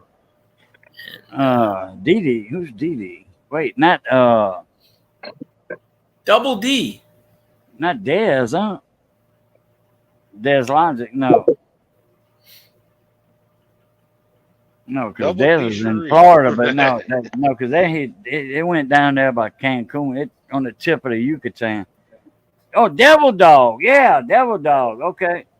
Well, I only saw 84. Of course, you know when you go on to LSUsports.net, it's so. But I see Mr. Asshole in the chat. So that. Oh yeah, Elvis. He's been in there. No, Mr. Asshole. Asshole. Yeah, Curry Hawk. Did you forget who Mr. Asshole is? Oh, you talking about Scott? Oh, I just seen this. I just seen this comment come up, but I don't know if he was in the chat before. Comment wasn't. I need to refresh my chat so it can pop up faster, I guess. Man. I have the StreamYard Chat up. Dalton Hill played for LSU in 85, 84, yeah, around that time. You probably saw another old chat. Okay. My dad smoked so much that stocks went down when he died. Oh, yeah. No. By the way, it's gonna be my doctor, my cardiologist. I brought that up for a reason, and I went on to something else. He asked me to quit smoking. You know, this was a while back though. This is 4 months ago, something like that. 4 or 5 months ago, he said, you know, quit smoking, and you know, but he says I doubt if that's going to clear up. But anyway, the damage was pretty much done. But I mean, it's clogged up. You know, them arteries are clogged up. You know, but whatever it is. But anyway, you don't want to get it more clogged up. Mm-hmm. So, but it's going to be a month in few days. It's going to be a month that I quit smoking. Well, congratulations. Cigar free. You know, I'll just quit cold turkey like that. Boom, done. Go. I had 3 cigars left. I was in Theo's live stream, and I had 4 cigars left, and I'm like, I ain't gonna light this one up right now. I'll wait, and so it was 4 hours. I lit it. Smoked it. I ate and I went to bed. Didn't even smoke after I ate. Didn't smoke another one. I had 3 for the next day. And it took me all day to smoke them, you know, because I almost just threw them away, you know. But I smoked them. And, but it's been a month almost. Well, Belt Loop, it said he was a And senior I in ain't got 84. no withdrawals or whatever you want to call it. Now I do have the kind of I do look every now and then for the pack, you know, because it was a habit of hand to mouth. There you go. See you, It'd Belt Loop. Take a while for that to go away. Oh yeah. Oh, you'd be surprised how Hey, many. Appreciate you coming in, Garrett. You'd be surprised how many packs of cigarettes they had. I said he was a senior in 84. So if he was drafted by the USFL, it had to be 84 because they were only around 84, 85, and 86. No, 83, 84, 85. So it had to be that. But Yeah, didn't they bring that back though this year? it's been back for 2 years, but they merged with the XFL, so they call themselves a UFL now, which is nonsense. Yeah, They the got rid of the New UFL. Orleans Yeah, team. UFL. But they had a UFL prior to that went bankrupt, so I don't know. But I got to listen to this tape. I bought this tape about 2 weeks ago. I did a video on it, and I don't know. But said about. I'm not a country fan, but you see, I bought this. John Snyder. There you go. And that's 80. a cassette tape. Yeah, 50 cents. Yeah, brand new. Yeah, somebody A named Memory Billy Like owned You. That's a good song. That was his. That was one of his hits. What's the other one? The Telephone Call or whatever. It might be Memory Like You. What's a memory like you doing in a love like this? You're the last thing I needed tonight. Who cares? Someone's gonna love her. An old rainbow jukebox and you. If we can't have forever, let's take tonight. One more night. He finally made up her mind. That's classic. The one who got away and welcome home. Okay. I one side too. Somebody named Millie owned this. As you can see, it says Millie. But I did a video on it. Got like, I think 70 views or something, which I don't know. But they had a bunch of 8 tracks too. And I bought it at Goodwill. It's 50 cents. I didn't say that in the video, I don't think. But the Goodwill down here really doesn't have much of shit. But I bought it. I was just like, if I ever see him, hey, I'll have him sign it. But, Steve, I didn't know you were that old, dude. I thought you were in your 20s. You quit after 40 years. So that means you're at least 55, or something like that. I mean, I count. I've been smoking 45 years, but actually it was longer than that because I was smoking since I was like, I don't know if you want to count 11 years old, stealing cigarettes from your mama and your grandma. At 10 years old, I've been smoking 50 years. But I just say 45 because when I was 15, I officially smoked in front of my mom and dad. And I just walked in front of them, had a cigarette in my hand, Marlboro Red. I've never smoked. It was at Lakeview Park up the road. It was at Lakeview Park, and it was at the cabin. They didn't have cottages back then. It was a cabin, and walked in front of mom and dad. Was on the beach and had a cigarette in my hand. Mama said, I knew you were smoking. Daddy said, I'm gonna beat your ass, boy. Good old days. If I was my grandfather's cigarettes, I've been heating up my own bath water that night. Oh yeah. I did this to him. I guess I was about 10. They came down from Papa. How far is it from our house to your house? Oh, about 8 beer miles. That man was drinking 8 Budweisers when he was driving from Vivian, Louisiana, which is 30 miles north of Shreveport to Baton Rouge. I'd have 12 beers drank me. Well, back then I would. Yeah. Back then I would. But 5, 6 years ago, 8 years ago, I'd have about 12 from there.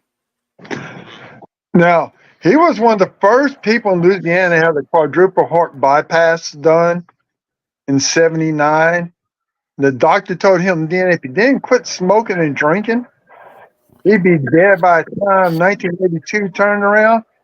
He passed away from cancer in 2003. And he cut back on the drinking a good bit by the time he got that old. And the cigarettes, they went from maybe a carton a day to 3 packs a day when he passed away. Hmm. That my grandpa puts. I got something to show. Show away. Since we got No. a few coin people in here, a friend of mine sent me an email not long ago, a few days ago, and showed me this, and he said, "Check this out." And I'm like, "God, dog, I gotta Sent you a video, no, I gotta a photo. present this. I gotta present it." Did you see the last almost 2 weeks ago, last video I did? Something I found at work in the till. I was like, whoa, okay. If not, if you haven't seen It's it, I'll show something. it. It's something that's for sale. All right. I want to get y'all opinion on this. I already know where I'm set at. Okay. My opinion, I know where I'm set at. Okay. Now I'm $100,000. interested in looking at it. Of course, I don't claim to be an expert, but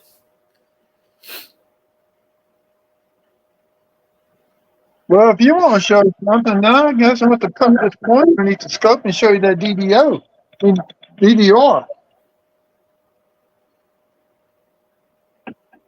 what the hell? I want to get this. I want to get in here. I want to blow this up. It says a misplaced mint mark. Look, right? See that 1985? Yeah, see what a See D that? is. See that right there? Do you believe that's a D? Yeah. Do you believe that's actually a D? Look, hey, look you up know what here. You know what that Look looks right like? there by the minus size. That looks like it's okay. Look at the date, 1985. All right, look at all that copper plating on top of a zinc penny. That, That was like a gas bubble. That's a Look. bubble. That's a blister. you see Like where that red some line people is? call it.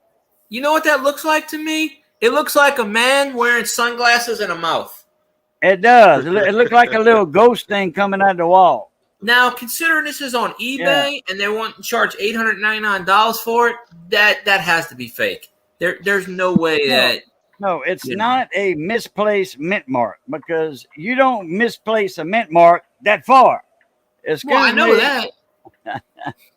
Yeah. Look, I've been collecting coins for a long time. I'm glad my buddy, and I'll reveal it later who sent me an email on this, but Be right back.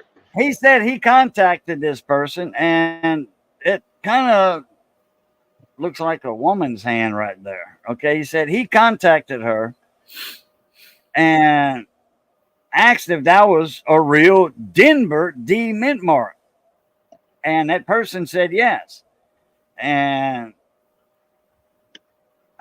there's no papers to prove that. It's not in a slab. Okay. That is not no $900 coin, ladies and gentlemen. I'm sorry. Well, no, but eBay's always inflated. They do that shit. They'll say rare You see? steel penny, and Yeah, steel but pennies look, don't you worth that see- much. They do Do that. you see the rim right here where my minus sign is? Yeah. Okay. What is that right there on that next to that rim? That is a bubble. That is the plating, the copper plating on that coin. And this is the same thing. That is not a Denver mint mark. I'm Yeah. glad my buddy said, look at that. They want $900. And look at here. They want nobody's gonna buy that. $4.02 shipping and handling. Come on now. You're going to get $900 for a fake coin that you didn't give a penny for. But a penny for. And you can't give if somebody buys that coin and you're going to have the audacity to charge them $4.02 to ship it. I don't think anybody Yeah, will buy right. it, but it's I either wonder one where of they two got that things. price at. I wonder It's where they either got one- that price.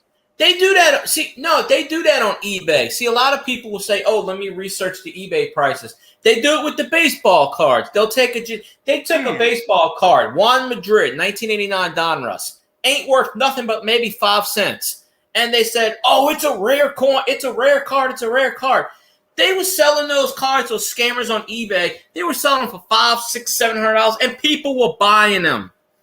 And it's a 5-cent card. So to me, it's either that, one, they're completely ignorant and just said, oh, let me just throw a price up there and see if a sucker buys it. Or two, they're scamming. Because if you look at eBay, they do that. They'll just throw up there. They're praying, oh, this is rare enough. Maybe somebody's stupid and they'll think, oh, I got a rare coin. But that's why I don't buy coins on eBay. It's just, no.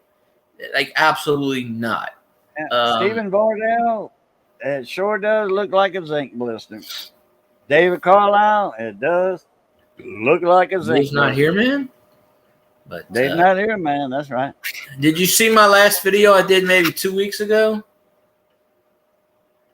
Because if you haven't, then I can show you this coin that I've been sitting on. I pulled it out of the till at work, and I also pulled a 40. I also pulled a 1941 nickel in the same nickel slot. But I pulled this coin out. I don't know if you can see it. I mean, something caught my tooth. Stephen. Oh, V-nickel. Wait, hold on. What? Oh, wow. I pulled it out of the register. What year is it? You got it at the register. Yeah. In there, and right next to it was a 41 nickel. Well, 1908. It's kind of black. 1908. 1906. I was close. Yep. That looks like somebody liquidate the design of to bring the design out. Yeah, that's what I thought too. I was like, oh shit, did somebody liquidate this? But yeah. So I got that, and then I got in the same thing, just a 41 nickel. Is that the one you're talking about? If I watched the video or no? It was the last video I did like maybe 2 weeks ago. I haven't done a video in about almost 2 weeks. These two coins or the V-nickel? I didn't put the 41 in there. I just put the 06. Oh. Yeah, I didn't include the 41. And I was like, look, but I pulled it out. I was like, holy Yeah. A V-nickel in the register. Yeah. I need to get me a box of nickels. They ain't but, what, $100, I think, for a box of nickels? $100. I don't know, but I need to get me a box and go through and maybe find a couple of war nickels, maybe. 64s. I'm gonna burn them. I mean, I literally opened up an entire roll of nickels. That was 1964. Oh, come on, somebody! A whole roll. Yeah, somebody was collecting a few old nickels and passed off some nickels to the bank.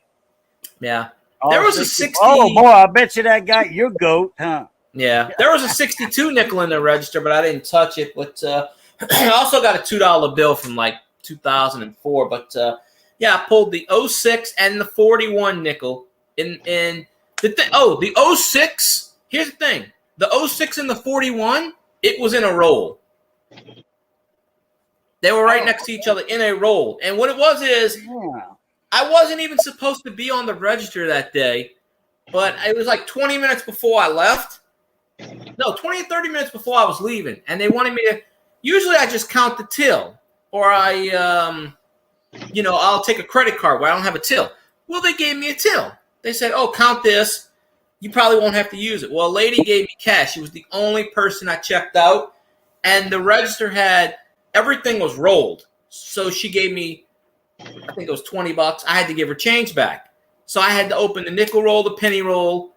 And when I opened the nickel roll, the 06 fell out next to the 41. And I was like, holy shit. And I told my boss, I said, thank you for putting me on the register for 20 minutes. I checked out one person. And, What you got there? Is that Angelou? Maya Angelou? Watch it. You see her earring? How many earrings do you see right now? I didn't know she had an earring. One, I think. Okay. I see 2 holes. Hold on. He said. Wow. Oh yeah, okay. See it Yeah. there? I That's the see 2 earrings. That's your double die. that's the DDR 001. Oh shit, I'm gonna have to start looking for them, I guess. I got tons of Maya Angelou quarters. But Yeah, are we you need sure? to- Are you sure that's an error and that's not? Because back in the day, like the slave, no, she wasn't a slave, I don't think. But back in the day, they used to wear those 2 earrings. Hold on. Give me a second. I know nothing about. I know nothing about DDO, DDR. I know what it is, but I don't know what it is in a sense. So I'm kind of ignorant as far as that. So. Double die obverse, double die reverse. Well, yeah, I know what it meant and stuff like that. Okay. You know, Hold on. I got the pictures here to prove it. Yeah, you got dies and die and varieties. You know Folks, what I mean? if you want a Maya Angelou quarter, $899. But for this special time offer, he'll give it to you for $502. And no shipping, no $4 shipping. No, hell with the $4 shipping. Hell with that. 500 whatever I just said, $502. It can be You know, they had yours. some other stuff underneath that penny I showed that my buddy sent me an email of. That misplaced D. That wasn't no freaking D, Mark. Excuse my French, but it ain't. No, it's a scammer. That's all it is. Yeah, I mean, they think it's a D. They think it's a real thing. Okay, so they're not purposely scamming anybody. They actually think that's a real error coin. That ain't no such thing. They need to send pictures of that to Coin Q&A on Monday night. Send pictures of that before the Coin Q&A for the next week, you know, and let them tell her that that's a zinc blister. You see right here? I was hoping Paula would show up tonight. She still might. You see it? You see Yeah. this go up? That's it. Yeah, sure enough, catfish. I should check my Maya You see, Angelou. on the newer coins, the way they doing the hubs and all that, all you're doubling is actually toward the center of the coin. Your real pronounced doubling is going to be near the center of the coin.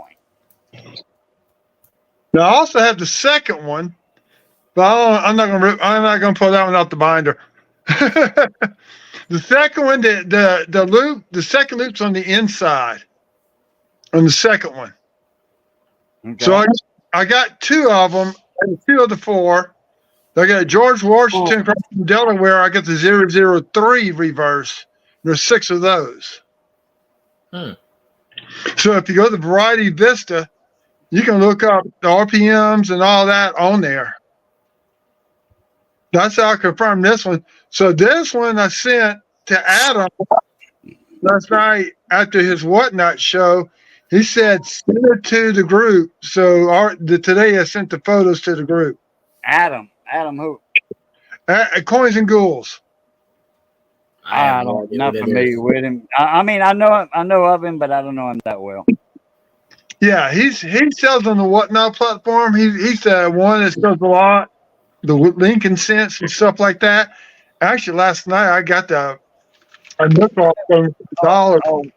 A while back, I actually had a couple dollars I wanted to spend on some coin, and I noticed Blue Ridge, you know, Sean, Blue Ridge Silverhound. I noticed he was doing an auction. Yeah. So I went over there and I looked at it, and I'm like, you know, I said hello and all that, and I found it odd, you know, nobody answered me, you know, and I'm like, and I'm putting bids on this silver stuff, okay? And then he makes an announcement, you know, for the people that don't know, I'm on, what's it called? Whatnot Shop or something? Whatnot. Whatnot. I have the app. And it says I'm on there. Y'all have to actually come in or Whatnot, you know, and bid. And I'm like, oh man. He says, because I can't see nothing on YouTube side or anything. I'm like, what the hell is Whatnot? You know, Whatnot. Whatnot. Like, It's like look, Blue Ridge lost me right there. Okay? Whatnot is like YouTube, but they just sell. I downloaded it, Well, But how I come never he did couldn't go on anything in it. YouTube and do that? You know, do all. You can connect it, but it's just like live selling. But I downloaded it because when you join, you get $15 for free. You could use towards any purchase.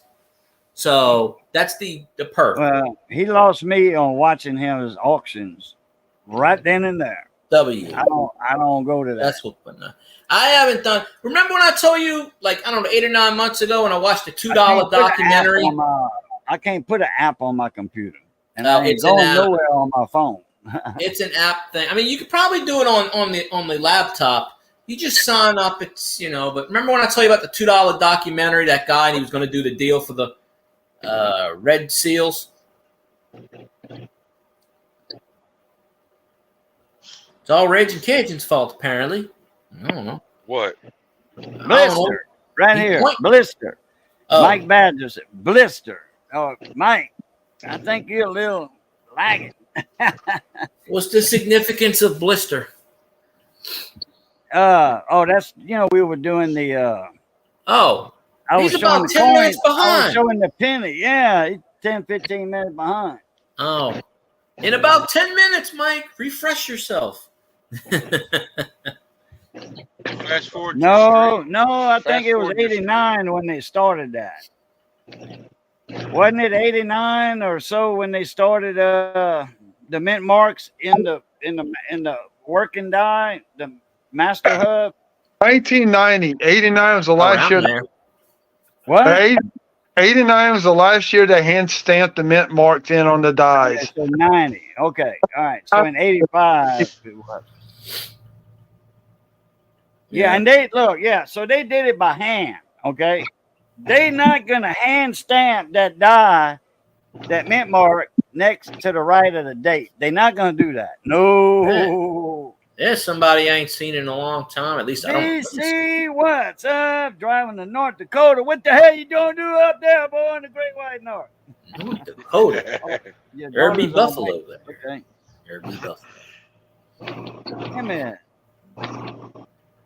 The beefalo is pretty good. Buffalo. Yep, I'm actually watching something right there on Buffalo. I got some brisket burgers. Oh yeah, I forgot to mention that earlier.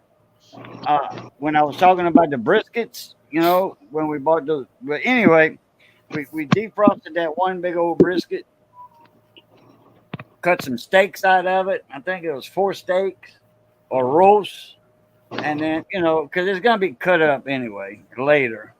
But a bunch of gravy cut meat, and then we made some ground meat brisket burgers, baby. I need some burgers. Yeah, but hey, you ever had a brisket burger, I might have. I don't remember. dude? I've eaten brisket and I've eaten a burger. Hell, you know what I brisket did? burgers are the snits. Let me show you the spread that we had. For the celebration things. I took pictures of it. Like, Yeah, celebration of life, right? Mr. Yeah. AJ, Mr. Electron Man is But in the house. we had. Comment ça va, après-midi, à soir, I mean. Oh, we God. had- I would say, I didn't take a picture of the second one though. But what we had the for the wake, we had all kinds of food, and then the next day before the funeral, we went back to the funeral home where they had the kitchen area, and we had like breakfast stuff. They had like biscuits and jelly and gravy and biscuit and donuts. They forgot the bacon, and it really pissed me off because I said, "Where's the bacon?" So I did a food hack, and I should have took a picture of this because I thought it was good. So I gotta get some lemonade. I'll be right back. Okay, I'll wait till you come back. Another break sponsored by Stumpy Tires, Grumpy Tires, whatever. Grumpy Stack Tires? Yeah. I'll do the commercial. And this, well, I did it earlier without missing a beat. I did it earlier tonight before you got on. I sincerely forgot it was Thursday. I went to a funeral Monday. It's kind of racked my brains, but And this lemonade moment is brought to you by Grumpy Stack Tires. By Stack, Grumpy Stack, that is, located in Ville Platte, Louisiana. It's over there somewhere. Home of the Million Mile Tire. Yeah. I actually talked to Grumpy Stack when I was at my aunt's, and I said, "Well, I'm not doing any socialing because I'm up here for funeral, so I'm not up to meeting anybody or whatever." But he was telling me about the weather, and I said, "Yeah, I'm up here." He goes, "Where?" I said, "I'm right down the street from you." Well, give or take an hour away, but what was I saying? I was saying something. AJ, you in your man cave out there? That's all right. Yeah. You got something in the front of you want to show off right now? And I got the Cobra 2000 right there. Yeah, there it is. Cobra 2000, man. I've been, in fact, I like getting on here. I was lining the synthesizer on it. I'm done with that part of it now, which is a pain in the ass. Is that the CB or is that the ham radio? That is No, the that's not CB. Yeah. That's what I thought. We had one out of the base at our house back in the 70s and 80s. That is the Cobra 2000 is the granddaddy of the Cobra base stations and the Uniden, President, what have you. Actually, it's a 148 Cobra 148 GTL inside of a big old nice cabinet with a built-in power supply and a frequency counter. And a clock, and an alarm clock. Santa Claus. No, it's not Santa Claus. It's not Santa. But hey, didn't Santa come up in the live stream last time you were here, AJ? Didn't Santa come in? Actually, I've trimmed her down, man. It was down another 4 or 5 inches. I went and got a haircut, and I cut I cut the ponytail off. Yeah, because you did have a ponytail last time you was up here. Now, Yeah. I think Skipper, he's a coin collector, the numismaniac. He's up in Canada, but he does a lot of American coins too. But I think y'all were in the same live stream together on my panel that one night, if I'm not mistaken. I must have missed that. I still need to dig. I got some old coins I need to dig out. I need to find the damn things. I think they're in a safe, but What? Something was wrong with you on the alignment on that 2000? you get all them golden screwdrivers in it. So and it's 50 years old. So I got the service manual out, and I'm going from step 1 through all of them and just completely realigning it. In fact, I'm getting ready to align the receive on it now. But and they had done a few mods on it I didn't like. They chopped up the front and put a spansion on it, which I took that out. They opened the clarifier, which I guess I'm gonna have to leave it open because I don't know how they did the modification. I was trying to backtrace it, but they cut some wires and pulled some components out. It's working fine, so I'm just gonna leave it alone. But I don't really like a clarifier open personally. But Yeah, because I heard you say what you liked about it. They did not mess with the clarifier, and I left you a comment, and I was like, well, in the first video, I forgot I was on my other channel, my other YouTube channel when I made the comment. So I made two different YouTube channels. I made comments. The boot. I was in my cowboy hat on the first video. I forgot I was on there, and I didn't realize it till I commented on the second video. I had to switch accounts. yeah, I know. I've got a couple too. I had answered. I replied to a couple on a lawnmower video, small engine repair. Somebody said thank you and all this, and then they asked me how to fix this problem that was related to that video I did. And I don't know, man. It's only 5 years old, and that thing, it's not viral, but it's got a lot of views. It's got like 100,000 views on it. Yeah, and People do that. That's the crazy thing with YouTube is the videos that I've had to do the best are ones that I did just off the spur and didn't spend a whole lot of time on. I can't figure out the algorithm because I did one on a Cool Star ATV, an old Chinese ATV. And like I said, it's like 6-7 years old. It's got like 100,000 views, and it was on a bad video, and I didn't do anything special. But I guess it's just the subject. I haven't figured it out. I got a damn wire strip that that I bought off of Dollar Tree for $1. And it's confusing how it works. And I did a video on that. I've made $246 off of that video. Wow. Yeah, I paid $1 for the strip. And I did like a 5-minute video. Yeah, and I remember that. And I made $246 off that. Man, You should start a series. That many views on it?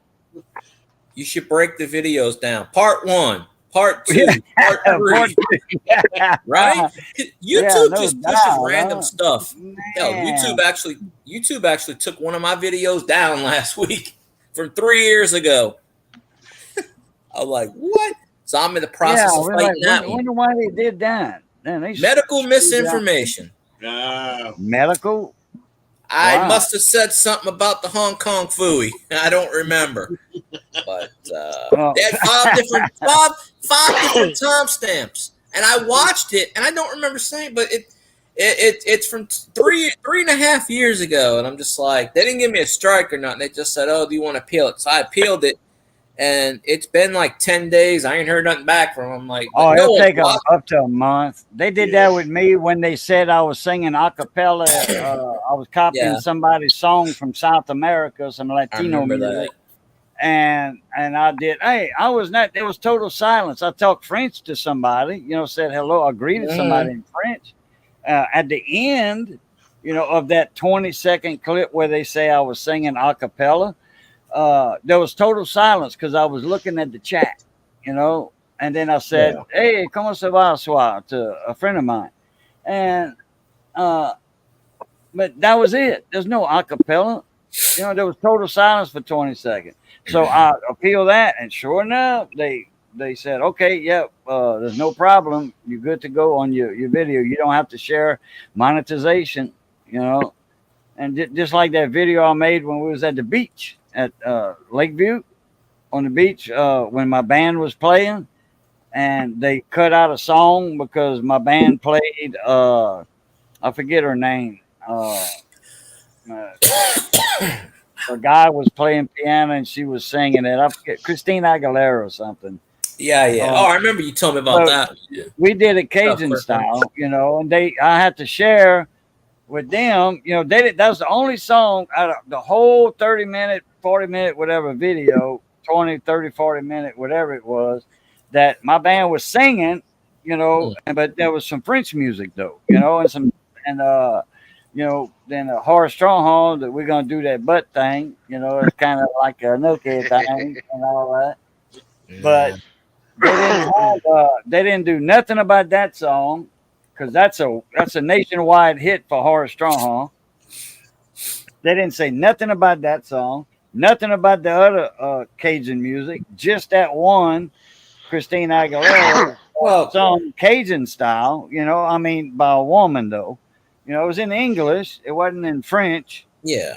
And it was the music that caught it, is what it was. Well, Cajun music isn't on YouTube's radar because no one makes money off of Cajun music. But then they said Christina Aguilera. Wait a minute, RCA they recognize that music. RCA said bars of music right there. So hey, Quick Rinse, what's up, Mona? Me. But my biggest video is that Mario video. I held it up, got like 4,000 views, but like 3 of my Star Note videos get about 15 views a day. So one of them's at 3,000, one's at 2,000, and one's at like 2,500 now. Of course, I don't have 100,000 views. Maybe in about 50 years if YouTube doesn't boot me off. But yeah, I miss our auctions too, Mike.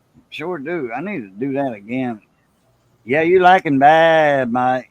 15 minutes. Mike, keep hitting the live button when it's gray. Keep hitting the live button. Keep hitting that live button, man. He'll see it in 10 minutes. So anyway, back to AJ with that 148. That 2000. I'm sorry, Cobra 2000. There's actually a 148 board in it, more or less. Them things got some good ears. They do. I mean, they are I had a buddy of mine. He had a Cobra 2000. He had a 70-foot tower, with some Moonraker 4s on top of it. You talk about bring in some, it helps out the ears because you way above the ground noise. You know, you get anything higher than 30 foot off the ground, 36 foot off the ground. You kind of eliminating that ground noise. And then at 72 feet, you know, you're in the second wavelength up there. You know, you're in the third wavelength actually, you know. And it's very quiet and man, you can hear. I'm up You 48. talk to Beaumont, Texas from here, you know. Oh yeah, yeah. Easy. Yeah, I'm up 48 feet is what I am. I was actually. I'm in rebuilding the tire right now for that damn storm last year, but I was up 48 feet, which is about perfect. Yeah, hey, them big winds like that'll hurt you. That would have knocked down my little Procom. I got a Procom in the air. The bottom of that Procom, it's an 18-footer. It's a half wave, kind of like an Astron 99. Antron, I mean, not an Astron. Antron 99. But it's a Procom. It's better than the Antron. I've had a few Antrons in my life. When I had my shop over in near Baton Rouge, I had an Antron in the air. I didn't have no trouble getting out. And I wasn't even, I think I put it on a fence rail, you know, the 20 foot or 10-foot fence rail right above my shop, my radio shop. But, you know, I didn't need to get out far. And I'm right there at the interstate. You know, I was right there at Tiger Truck Stop. So, you know, I couldn't have put a tall tower up, which I didn't want to do that in the first place. But like I said, I just put it on a piece of fence rail, stuck it in the ground, attached it to my building, and boom, I was up. You know, it wasn't coming down. It survived Hurricane Andrew. I forgot all about it. Hurricane Andrew came, and we had 155-mile-an-hour winds in that town, and it was like and gusts worse than that.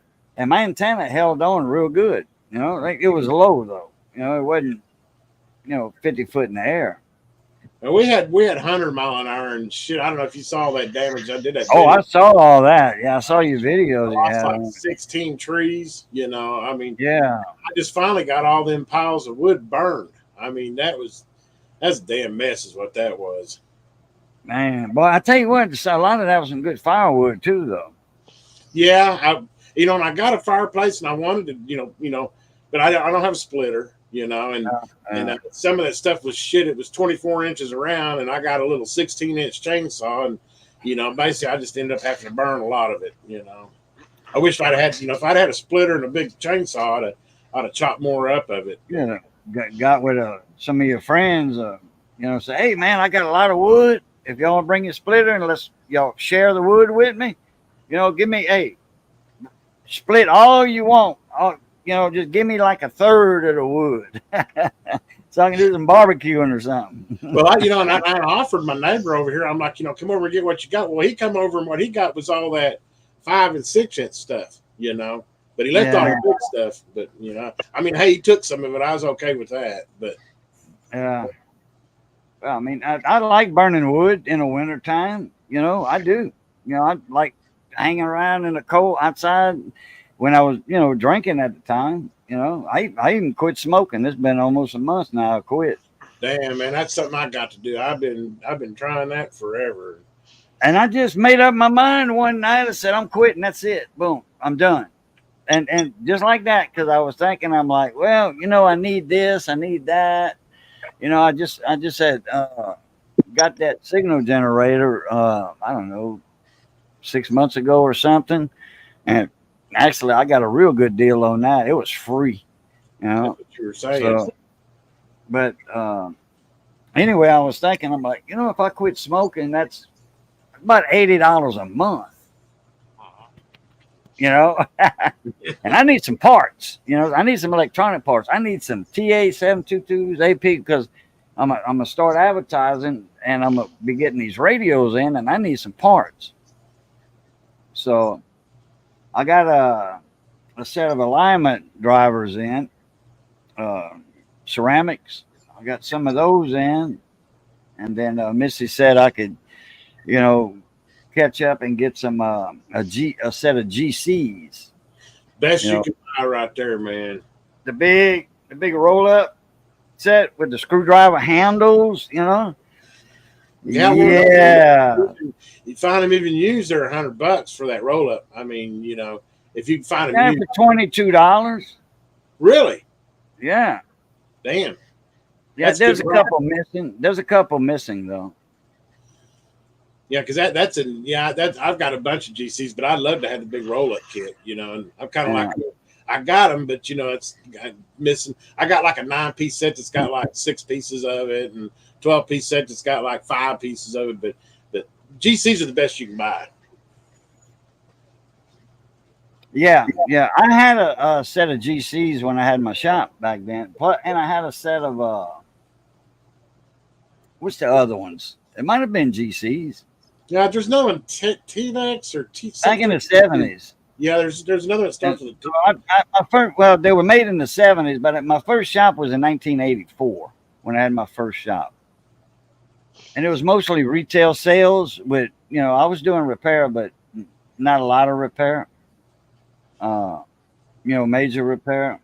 I was doing like, you know, you hook your radio up backwards, change the diode and stuff like that. I wasn't, you know, because I didn't have a counter in there and I didn't have no room, you know. So I made a deal with Candy. Well, he was my mentor, Mr. Eustace Fault. He took in the repairs that I couldn't do in there because I, you know, it was like I say, retail, you know. Yeah, really, in rude repairs, you need a room where nobody's bothering you. Right, correct. I mean, Correct. trying to do retail. In fact, we started about the same time. I had a shop in about 85. Actually, through 85 to about 95, it was hopping. But I got to where, you know, these guys would want to hover around. I call them hovers. They'd want to come in there and just hang around. I guess they didn't want to be home, you know. And you know, it's like shit, guys, man. You know, you got, you know, let's take care of the business and get out of here because you know I can't really work and think when you're standing there asking me this and wanting the bullshit and all that. But that's, I guess, you know retail. That's a part of retail is people want to start coming in and hovering around and hanging around and just, you know.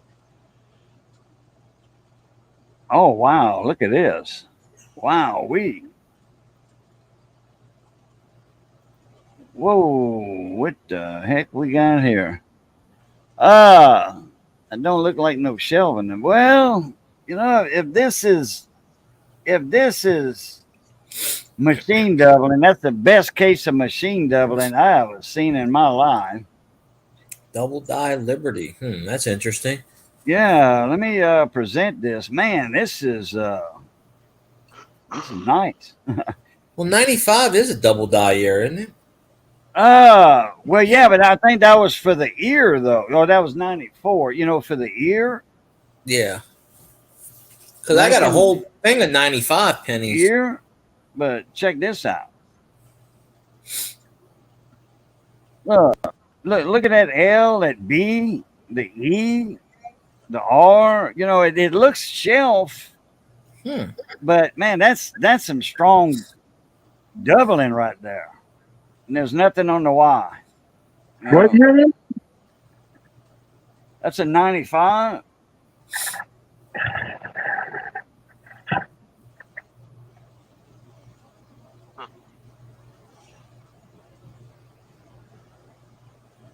That's a heck of a double die. 95. Yeah, well, that's not a very good picture right there. The back is more clearer. I mean that right there is more clear. That's the one I zoomed in on before I shared it. But I don't know that, man, if that's machine doubling, that's the best case of machine doubling I've ever seen. Because that almost looks like it's spread out like the 55, you know. That would have to take a bunch of rare coincidences to happen at the same time to get it so perfect. I got a feeling they're gonna say that's machine doubling, or because there's See the I It looks like and the everything's got Y. the Y's on doesn't have a double Yeah, standard. But yeah. Now, I You wanna, paid $25 I mean, for that, Steven? I got it at a coin shop for 25. Damn, Hmm. man. Did you send that picture to Paula, Steven? Miss Paula? At the Q&A? Paging Miss Paula, paging Miss Paula. Get your butt in here. I think he's on 1, 2, vacation. 3. Mm. Yes, Yes no. or no? Probably yes to my question and no to yours. And if anybody asks a question again, it's maybe. That's a good looking double, though. It is. That's a good looking double. Yeah, Denver or No. Philly? Huh? Denver or Philly? You kind of muffle, Van. Denver or Philly? Yeah, Denver or Philly? Oh, crap. D or P? I didn't see a mint mark, so Well, yeah, could be because that, wrong, but it was blurry on the obverse. But let me see. No man mark. had to be the P. Oh yeah, wait. No. Wait. Yes. Well, man, it's There's a double die. if it has a mint mark, it's gonna be a Denver. But I think I see something underneath the date, I think. But it's a blurry picture. You know, Van, one day, one evening, me and you, Van, me and you and Steven, we're gonna be backstage, you know, and like this, but it's just gonna be me, you, and him. And we're gonna show him how to take pictures with his scope. He's got a scope like yours. With a screen on it. You know, yeah. So one of them Andestar type scopes. And we're gonna show him how to take pictures with that thing. There We're gonna learn him. We're gonna learn him. Let's see, hold on. There are 3 double dies and 95 Phillies on the outbreak. And that Oh, shit. Mike's in here. That's right. I forgot. And Mike's caught up with the chat. He says they have that pictured in the USA coin book. Okay, so that is a double die. the FS, hold on. FS 101. FS 101, Frank Staten 101. That's the Philly. That's what that one is. Okay, that'll work. Damn, boy, you didn't find it. You bought it. Oh, well. How much it's worth? Oh, they don't say. It's worth whatever somebody wants to pay for it. Right. Hey, maybe you Yeah. can put it up on eBay for $473. Hey, Let's see if somebody AJ, wants to do that. was the Electron Man, which is AJ. Y'all go check out his channel. I'm gonna put that. Let me see if I could. Yeah, drop the link. Find, I'll go find follow. that latest video he's got. He got that Cobra 2000 GTL plus a D104 microphone. Okay, for less than $300. That's all I'm saying. East Coast Ken in the house. East Coast can eat. What's up? Driving in the rain, so I can't chat, but I'll be listening. Work. Every Yeah. 2 minutes, we're gonna go. Ken, watch the squirrel. What's squirrel? Going up. I'm sorry. No, you go ahead. I just wanted to throw it. I was just thinking about that. You know what I saw on 71? Big freaking doe, right on the side, coming out of the woods. Somebody must have hit that sucker, and it was recent because that thing was still twitching. Really? Oh man, I'd have brought that home and skinned it out. Me. The car. Well, here's the thing. The car. They had a car in front that was turning around, but when we came back the next day, that thing was still sitting there. So I'm surprised Really? nobody Picked it up. No, they had a truck. They had a truck that went by it, but it looked like it was just hit, like prior before, because there was glass everywhere. So I'm thinking it ran out and it went on the windshield. But it looked like a pretty good. It looked like pretty good doe to me. I wanted to take a picture, but it was going so fast I couldn't take a picture. The car was going fast. So I couldn't get quite my phone in my hand at the time. But it might still be sitting on 71 for all I know. Like right in the middle of it. Like right out in the middle of nowhere. So it must have come out the woods. Me and a buddy of mine, and this is when I had my radio shop. We was on the interstate coming back from Bayou Blue. Was coming back from there, and we saw a truck hit a deer. A big old doe came out, ran in front of the truck, and it barely got hit in the head like that right there. But it knocked her out. She rolled on the highway, and we stopped. We was in his Jeep. We stopped. We picked her up. She wasn't quite dead. She just got, hit, slapped in the head, more or less. And she was still, kicking and all that, and had her eyes open. Oh, was it open? Yeah. Anyway, she wasn't dead. And we had some boots on, so I kicked her with my heels a few times and got her done all the way. And we threw it in the Jeep, went to the house and skinned it. Didn't call no game warden, no nothing. The hell with that. Just make sure it ain't tagged. Okay, that's Penny. Look at PCGS. It's rated. All right, I put a link in the chat, and that's for Mr. AJ right down here. The highest On that Cobra 2000 Unicorn that he picked up for a song and a dance with a D104 mic, a Tug 9 at that. I bet it's a Tug 9. And the speaker. That speaker. Well, yeah, but they did come with a speaker. Yeah. One. You had to buy the extra one. But they are hard to find. With even one speaker, they are hard to find. Well, they did come with one brand new. And it came with a factory box. Did you notice that? I like the double set, when you got two speakers, because they were $50 extra for extra speaker. If you $50, that was a lot of money back in 1980. Damn right. That's shit $500 now. Now, they have a Sam's Photofax on the Cobra 2000 GTL. And they quit making the Sams in 82, 83, I want to say. Yeah, I think it's 83.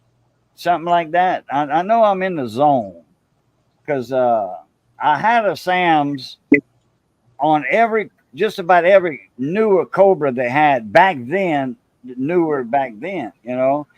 and then like the 25 LTDs. Well, it was a GTL, same thing, same thing. Same chassis, same circuit board, unit and boards. I got a 29 over there. That's for Scott Keller in here. He's a truck driver. He sent me he gave me a car. Me and my wife, Missy, he gave us a car. So we spent like $1,300 to ship it down here from New York. It's a Suzuki SX4, which is a 4-door sedan. Got a big old trunk on it too, man. You put 3 dead bodies in that thing, just like in the mafia movies. Hey, Mr. Asshole may have put bodies in there. We don't know that for sure. Yeah. Oh, yeah. Scott. It was a test run. And anyway, so he had a big old trash bag of yarn, brand new skeins of yarn. Because Mrs. a crocheter, he put had about 15 to 16 rolls of yarn. He put that radio, that Cobra 29 in there. That was his dad's radio. And it was in a box when he opened it. But anyway, I knew the radio was in there. No mic.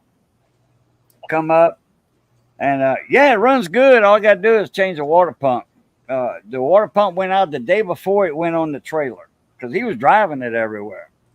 And then all of a sudden it started making noise. So, but anyhow,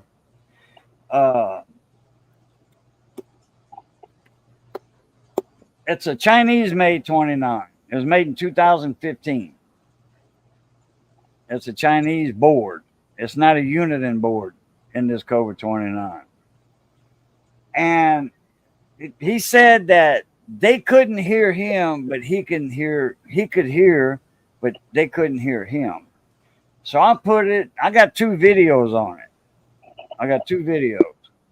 And he said smoke came out the back by the power cord. He said smoke came out of there. He said it came out by the mic cord at first.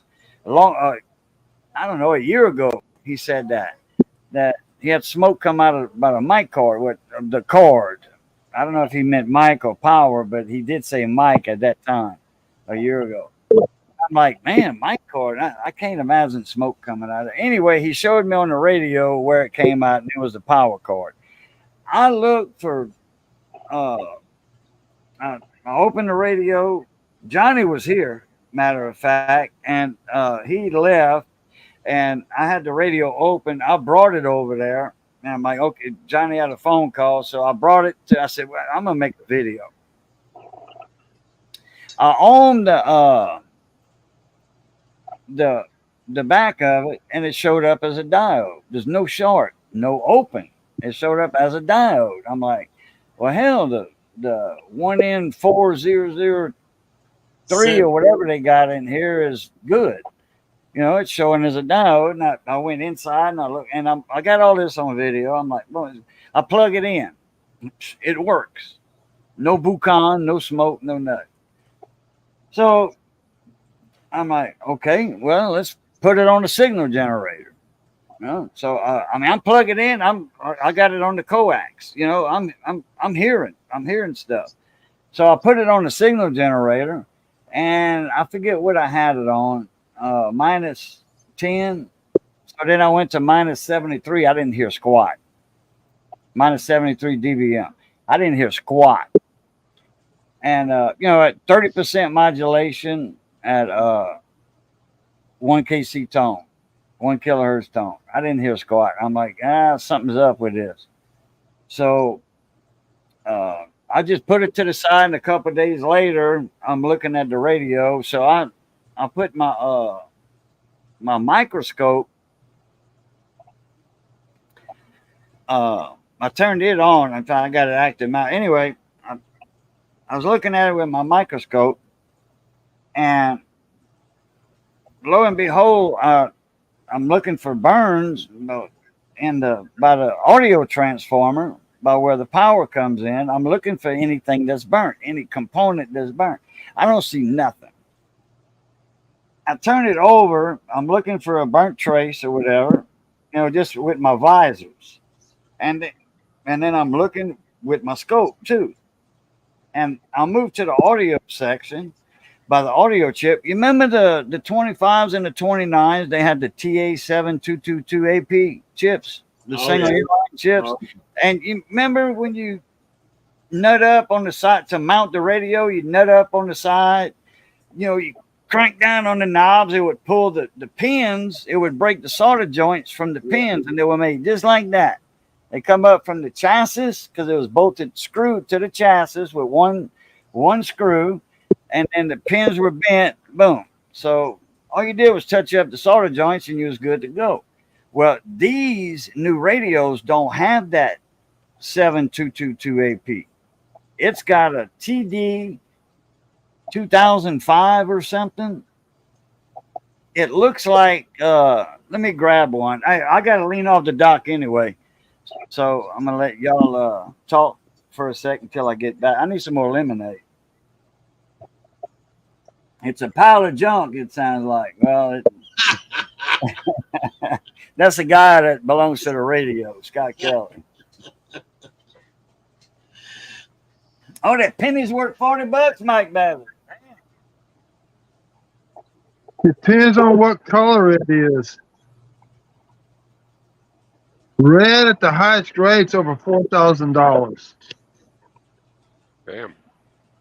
And that's a 69 that PCGS has graded. But yeah, but brown, yeah, it's a $40 coin.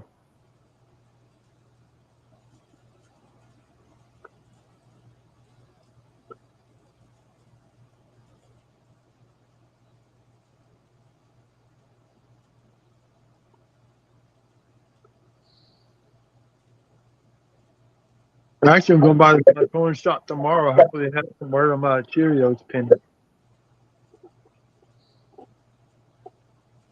The reason why I set out to get graded, that cardboard that blister was attached to, was starting to crumble around the edges. Huh. So, only way to get it graded, technically, is you got to send the whole package in. What do they charge the grade one? I don't know yet. I did it to my coin shop. And it just depends on the grade. It'll at least be $10 for $8 for shipping and handling.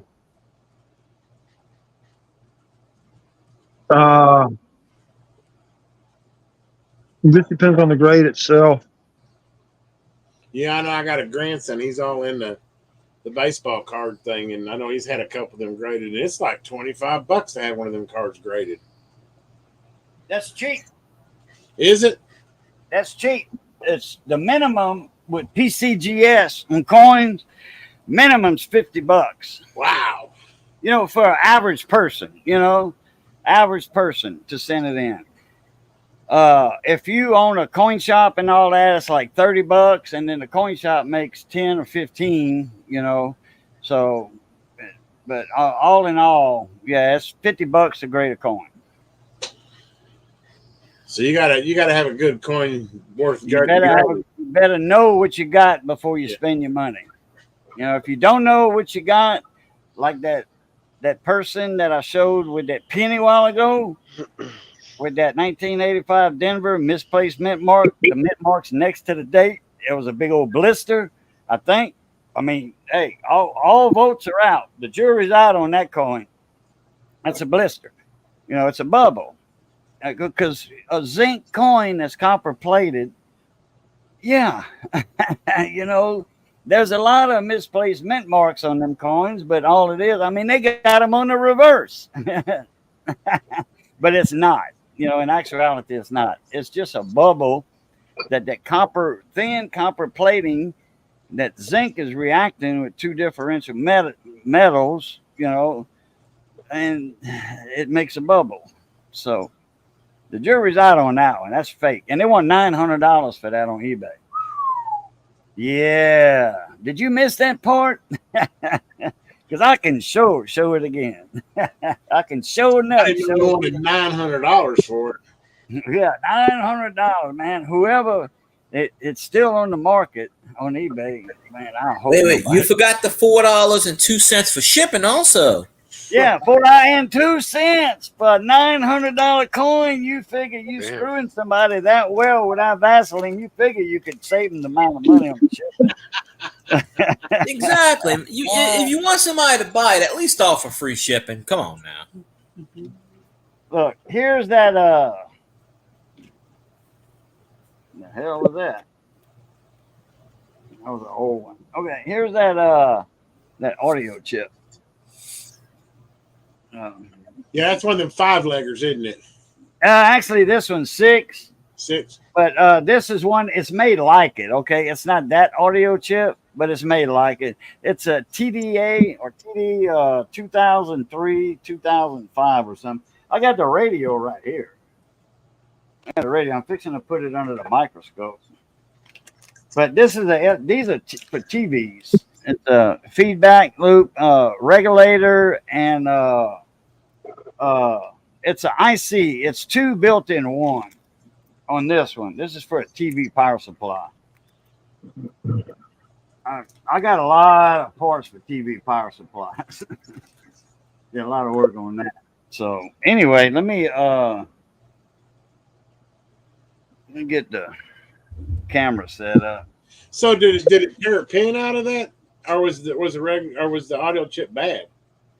The audio chip wasn't bad. I was looking, and just so happened I turned the radio over, and I was looking right by the power section, you know, because the power section is right here. Yeah, where it comes in off the back. Okay, just so happened, you know, your audio transformer is right here, and your audio section is right here. Okay, well, right there is where the audio chip is buckled to the side.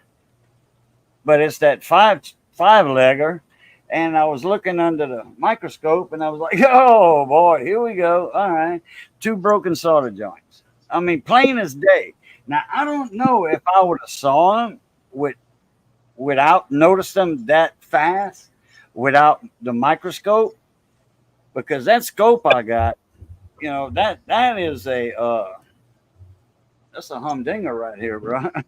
you know, Yeah, I got a little baby brother that I got one of the little cheap ones that's got the little 4-inch screen on it. It does okay though. Well, actually, this one right here is the Amscope, and then I got a, the. Wait, let's see if I can do that. See the arm I have on it? Damn. Yeah. Yeah, you can get you can put a whole TV under this thing and look at anywhere you want on it on the circuit board. But It is massive in real life. I can vouch for that. yeah, Southern Coin Hunter's been here to my house. He's ate some of Mrs. Good cooking too. Let me get one of my silicone mats. I don't want this cherry table around here.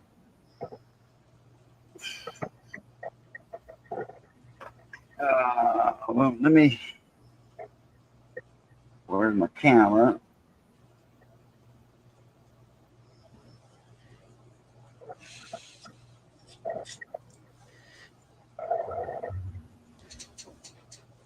So I touched up those solder joints,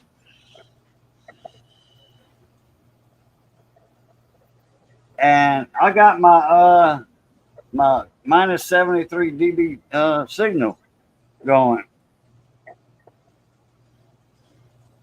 But I can hear a tone at 100, minus 100 dB. About 105 is about the best you're gonna get out of one. I got some 120, 117, 118. Really? Yeah, that's good, and that's what you ought to get out there. 30% modulation. Yeah, Man, that's good. Usually, when I'm lining, if I can get him to line at 105, I'm happy. well, I could barely hear this one at 110, and I was hoping I could get more out of it, but I can't. It's let me get out a little ways here. I'm close in.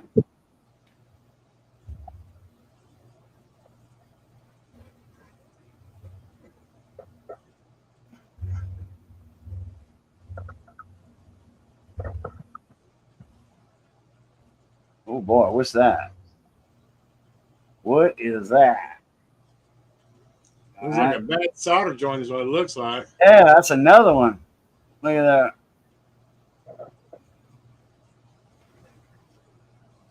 Yeah, buddy. Yeah, that needs to be touched up for sure.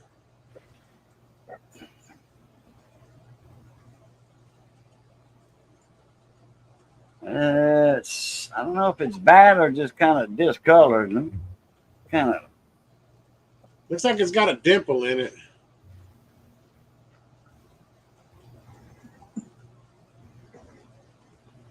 That looks like the pad's gone.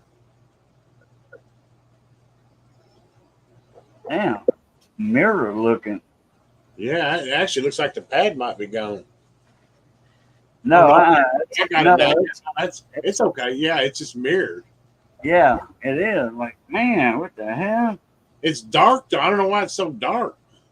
It's kind of like it's a Black Beauty nickel. It's a Black Beauty nickel, and Southern Coin Hunter knows what I'm talking about when I say that. I'd still touch that thing up. Black Beauty nickels were the a chrome, midnight chrome looking. Look, there's the audio chip joints right there. That's the ones I retouched up right there. I don't know if I did them all.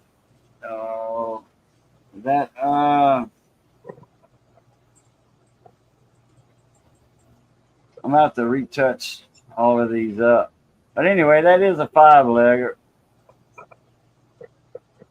I'm gonna retouch all those up. But I can get 100, 104, and I barely hear it. I was hoping for more, but with this Chinese board, I ain't gonna get that. No. Like I said, my standard's about 105. If I can get 105, it's got good ears.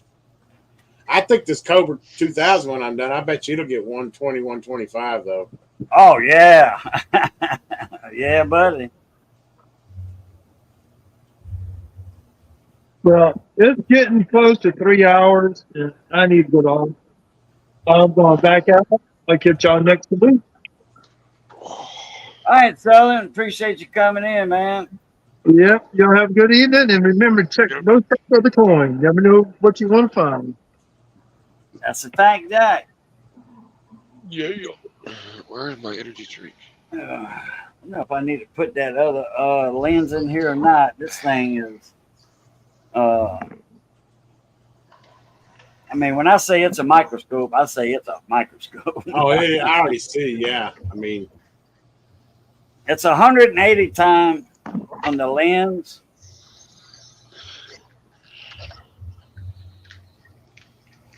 Here we go. I'm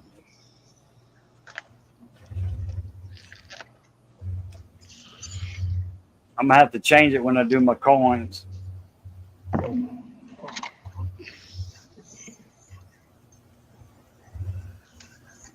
Let me get out of this one.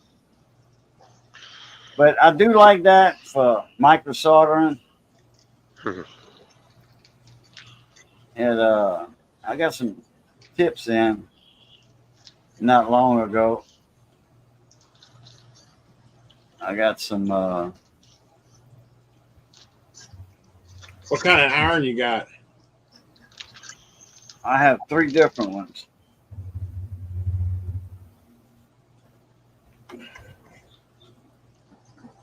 Where I put this? Okay.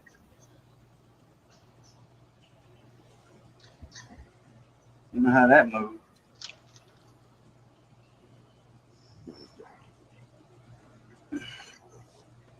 I have 3 different ones. I got a Heiko, the old style ceramic tip.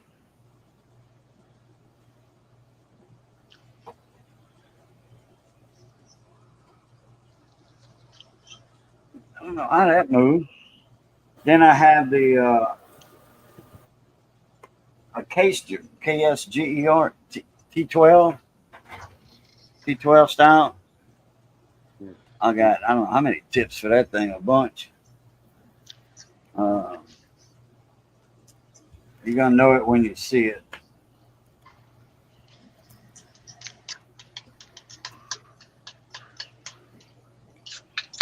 That T12 Heiko style, but it's a KSGER. KSGER is the station I have, and it's got the 32 ATM chip in it, 32 bit processor with all that, everything in it, sleep, Inactivity, yeah. Oh man, I mean, it's got everything. It knows the tip. When I put this tip, once I install this tip in the menu, which is in there, this is a BC2. Yeah. This is the T12 BC2. It's the bevel tip. I mean, I know you can't see that, but anyway, it's for micro soldering. You can see it because I think it's 2 millimeter. That don't look like 2 millimeter. That's less. It might be 2 millimeter from the top going down on the bevel. You can drag solder with it. Then I got the BC1, just like this one, but half the size. The one I mostly use is the 24. That's all I used when I had my shop back in the 80s and the 90s, all the 90s. A D24, a 2.4 chisel. That's all I use for everything. That's what I got on my right now. Actually, I think I got a 2.0 chisel, but that's all I use. 2.0? Yeah, Okay. I think it's 2.0. But I use a Weller. That would be right under the 2.4. But that's all I used. And there was an Unger. I had Unger back in the day, which is, German. Weller's German also. I know what you got. You showed one of your stations. Yeah, I've got a Pace. I've got this. Yeah, Pace too. My Weller's my favorite though, but that might be a 2.4 tip. But it's it's the old concave one. It's the wedge I call it. I've got some little 1.0s that if I'm like working on those little Game Boys or whatever, then that type of stuff. But I almost like that one right there is my favorite one to use. Like you said, 99% of the time I'm using this one. But I'm like, hell, I probably got 10 irons. Shit. Man, you scored big time when you went to that garage sale and got that 100 watt, that 200 watt. Oh, man. I'm like, man. That'd never be my luck. Yeah, and 2 BK multimeters. Shit. A Simmons old. It was a box full. Some poor old guy died, and that was all of his stuff. And they sold it. Well, I think I paid $5 for it, $5 or $10. Oh, man. You'd be surprised what you find at yard sales and garage sales and flea markets. Yeah. It's just they're just cleaning out from. I'm sure he passed away, and they just want it out of the way, and you buy it basically for nothing. That element on that iron, that big around, plug it in the wall, 110 volt, and it's like, man, I don't know, 200 watt, and the tip was that big around. Big around as the whole tip I showed. Oh yeah, it dims the lights, Yeah, man, I had I got a Weller gun. I got a Weller gun. It's 110. It got 2 clicks on it. It's like 100 watt, 200 watts. Something like that. 150 watt, 200 watt. I got some brand new tips for it, but I needed to do some heavy duty soldering. And I put me a piece of 10 gauge wire. Oh yeah, I've heard it using hanger wire. 10 gauge copper house wire. Yeah, I made one. Just so, and that way I can put the juice to it. I'm not worried about burning that tip up, that homemade tip. I'm not worried about burning it up. Oh, it's not screwed up, Scott. I just need to get it dialed in. I hadn't messed with it really. The other night, a couple of nights ago, I was trying to catch somebody on it. I could, but man, it was like 10 o'clock at night. You ain't gonna find it. And there ain't nobody in town with a base, or it's not like it used to be. CB is there, but I don't know. I know some hams in town, but I know of them. I don't know, what frequency they hang around on. I don't hear nothing on my radio. 2 meter side. I don't hear squat. We went through. It's kind of died down now, but we had about 6 months of. Propagation was just crazy. Yeah, it's still there. Sunspots. Skip is there. Skip is noisy. Yeah, Skip is there. See, mine's turned on, but I don't hear anybody. Yeah. Now, how quiet is it where you at?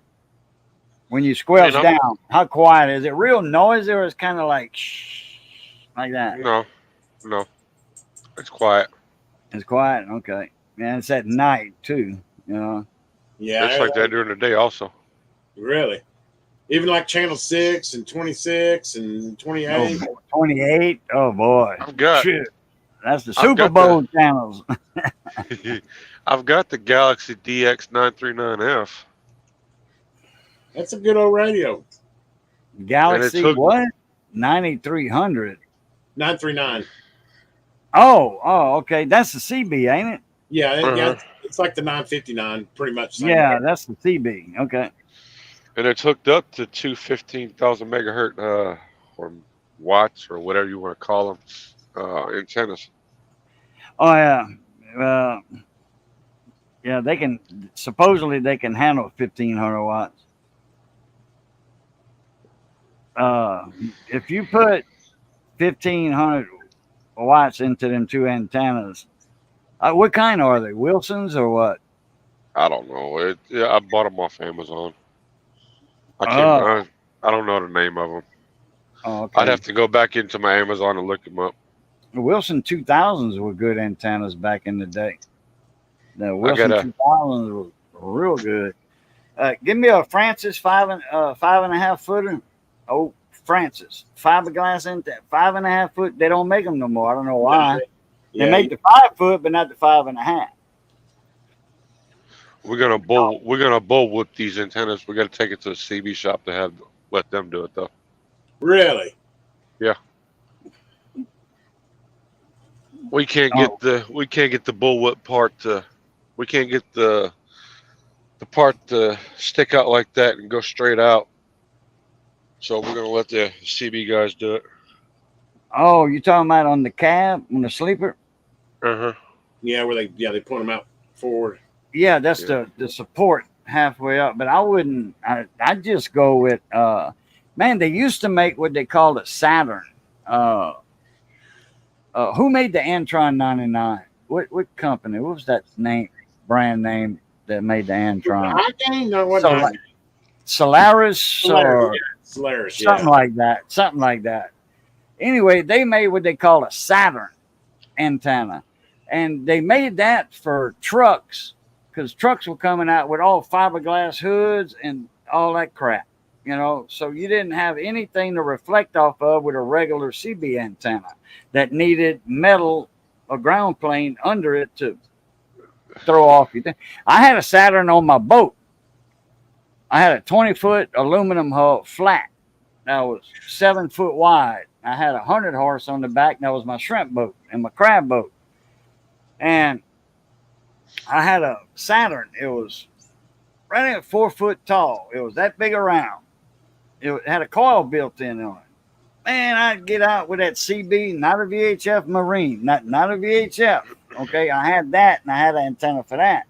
This was a Saturn from a CB because everybody was talking about shrimp where they were shrimping at on the VHF. Me and my buddy would talk on the CB because this is way before cell phones, And that Saturn talked. I could talk with that Saturn on my pickup truck because I put it on my pickup when I didn't want to leave it on my boat at the dock. And I had all I did was unclip it, okay, with a mount, and I put it on my truck.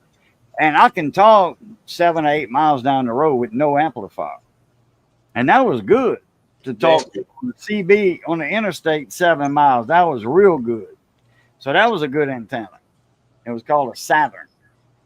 And it had a built-in coil. You didn't need no ground plane for it, like a regular antenna, like a whip, 102-inch whip, 9-foot whip. You need something underneath that antenna to put out your signal. Gotta have a ground plane. You gotta have ground plane. Yeah, Mhm. count post. I put one up for Disco Duck in Delcom, Louisiana, Shrimp Town, USA. I put one on. He had a tin roof and like a 412 pitch, like that. I put a 102-inch whip right on top in the middle, and I ran the coax through the ridge cap. I'll show you the That antenna. boy got out for 30, 40 miles. Oh yeah, that's one of those strikers, isn't it? I don't know Look if at that it's whip on an imitation striker. Yeah, it looks Yeah. like a striker. It does. What got you need two to of do them. with that? That's a good antenna. How much you paid for it? I think it's Rated? $40 per. I think $40 per antenna. $40 per antenna? Okay. Per antenna. I got two of them. I got one on the other side too. Okay, so those are strikers then. Or imitation Or striker. imitation. Sure looks like a striker. Yeah, I mean for $40 a piece, you would think they would be a striker. Because strikers are about what, $50? Yeah, $60? $50, $60, something like that. All right, so what's up with those strikers? I mean those antennas, Raging. What's up with those? Why you gotta bring it to the shop? Well, I'm gonna have them do the she wants to bullwhip them out. She wants them to point outwards, and we can't Oh, get you the mean like the old day trucker sticking out like that? like a bullhorn, and we can't get the bolt that's bent to sit down right and it point outwards. It wants to come in like this, so we're gonna have the shop do it. Oh, yeah, they make, well, years ago, they different mirrors. Okay, so it was different mounts. Yeah, that's a totally different mirror mount system on your truck. Hmm. But what they do, they put them on that top rail of the mirror. When they came out and then went down, they put them on top, and all they did was lean them over and then tighten them. Right, because it would slide on the bar, and you could just lean them. Yeah, it forward. would slide on the bar. Yeah, you just lean them like as far as you want it over like that. had it- And it was a thing back then. The radio shops were telling the truck drivers if you lean them forward a little bit, it brings you out a little further. Diddly squat. We- Bull butter. We had it Bull like butter. that on the That Volvo. ain't true. That ain't true. When we had this system set up on a Volvo, we had it on a bar, clamped down to the bar, and it will point it outwards. Well, you get the flat side and the vertical side. If you do it at 45 degrees, Hmm. I don't know where Ah, she put the bolts. which I don't know, it's gonna make a lot of difference. But yeah. if you had somebody running a beam on the flat side, it'd probably help. But I don't know many Yeah, trucks, 'cause that are. if I guess you can- flat, yeah, you need to be somebody else needs to be flat. That's what they say. I used to be on the flat side on one of my beams. I had a 3-element beam, and I was on the flat side. Hell, I was talking with the rest of them, and they were vertical.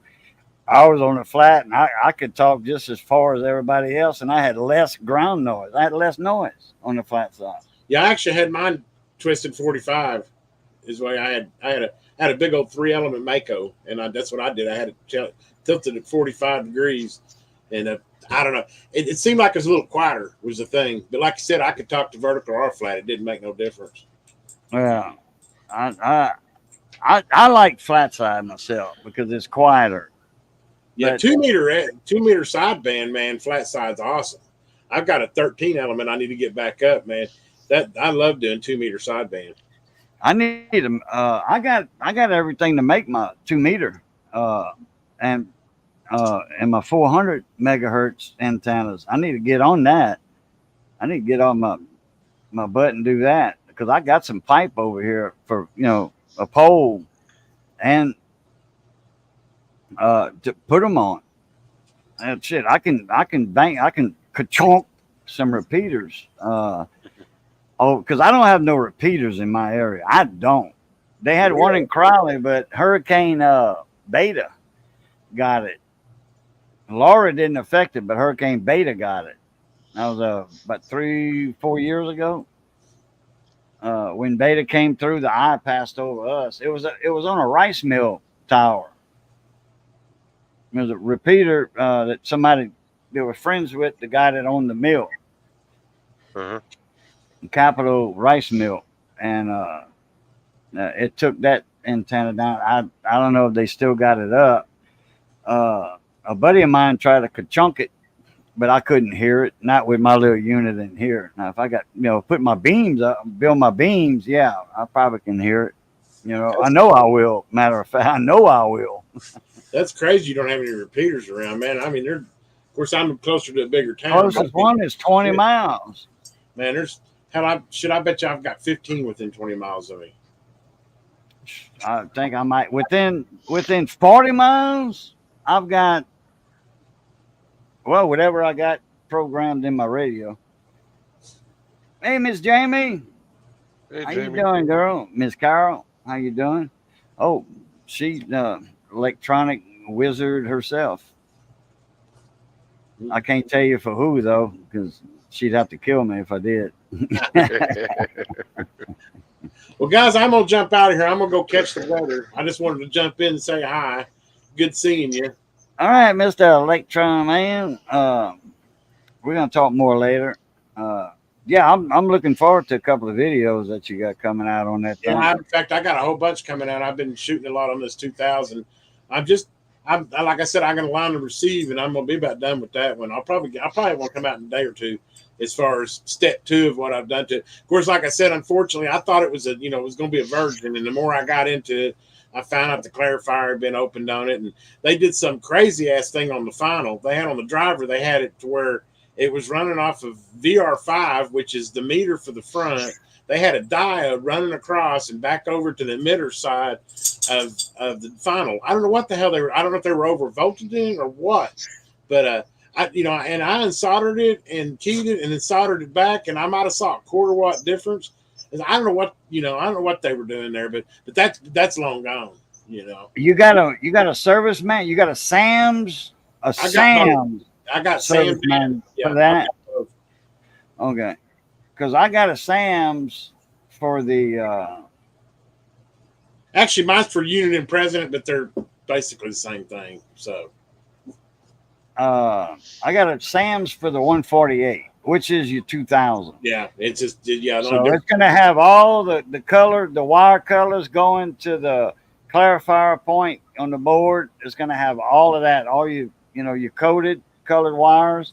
So that way you can tell what's been cut, what's been clipped, what's in, what's out, and all that. Yeah, and I traced it. Only thing is the 2000 or the 148 I got the Sam's for. It's a copy, a real good copy of it, though. Yeah, I wish I had a digital one. I've got a manual, but I don't have a digital one because the digital. Mine's digital. I can send it to you. Yeah, if you got it, yeah, I'll send it because digital's a lot better than I've got a paper one, but yeah, I know they took out a. If you got a paper one for 2000, then I mean, I don't need to send you this. If it's for a 2000 or a 148. I like the digital better because I can zoom in on it where I can't, of course I don't have your fancy camera with that camera. But anyway, I'm gonna get out of here and go catch the weather. All right, AJ, appreciate it, man. Y'all have a good one out there. All right, Pluto. Broke down 150 for the parts incoming tomorrow, doing a water pump and timing chain kit. Oh, okay. Yeah, I gotta do the water pump on my Suzuki. Busada. Wait, what do they call them things? My Buso, Fabuso, by the Suzuki motorcycle. Habusa. Habusa. Yeah, that's it. Or something like that. Boo. Yeah, it's got boo in it. Price the BMW times one repair waiting on customer to pay before I order. Oh, yeah. I remember you saying last week, Miss Jamie, that you had you got by accident, you got into the foreign car repair industry. Well, yeah. If it works out and it pays well. Like Rochester, Rochester, like Jack Benny used to say, Rochester. Was that like a couple $1,000 worth of parts? Man. Oh. Yeah. Accidental occurs. Yeah, accident. Some people call them accident waiting to happen. Ask-a-dent. They asking for that to happen. Yeah. But I did. I mean, it's not an official, because it's a Thursday. It's not an official, how do you call it? Tool for Tuesday or something. Tuesday 2 video, but gear wrench, baby. Bolt biter. Nice. 8-piece set. Gear wrench. Nice. Boy, and I tell you what, them things there, they are, when you're looking for the size, They on They there. got- It's clear, man. It's clear as all get out. Yeah, are they laser edge? Are they stamped in, or I don't just painted on there, or know if that laser usually lasts longer than anything else because it's etched in there. Mhm. But they got 1/4 inch drive and dog 3/8.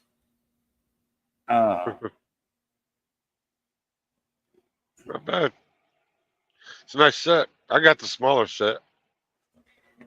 That's it goes up to 5/8 or 16, because it's boat biters, down to 7 millimeters. And what you pay for that set? $32 without the tax, Damn, government part, Uncle Sam, $32, that ain't which bad. JWC Tech sent me a few links Sunday night from Theo when we were live on Theo's channel. But $32, I think it was $36 total with the tank. Ain't bad at all. And it's a 8-piece set. Came with the sand rail too, with the rail, socket rail. It's got all your basic sizes that you would need. Yeah, it's like I said, they boat biters, so they don't come in a standard SAE or metric. It's both, whichever one's closer to the other one. Uh-huh. Like 1/2 inch, close to what 13 and a half, 14 millimeter or what have you. So because if you got something that's rounded off, it's not a standard size anyway. It's gonna be whatever size it's gonna fit on.Iner. What's up, Chuck? How you doing, Marty? The BMW is closer to 8,000. Cool. Whoa! Oh, in repair, total of 18 hours of book labor. Man, Mom.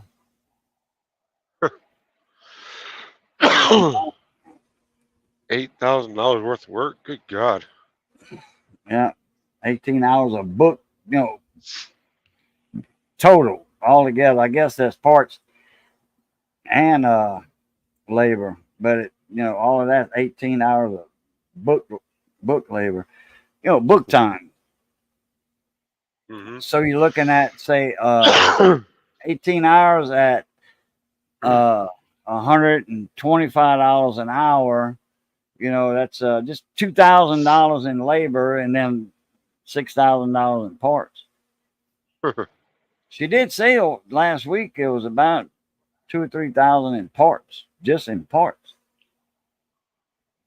Damn. Yeah, buddy. Man.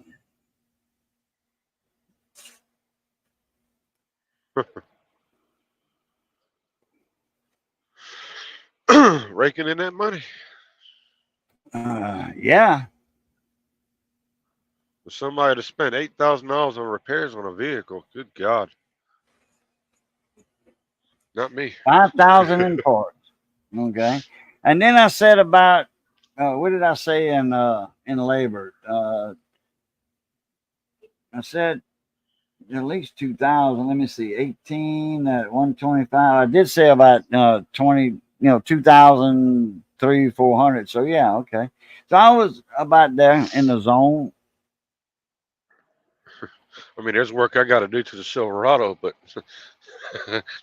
I'm gonna be doing it. I'm not taking it to a shop.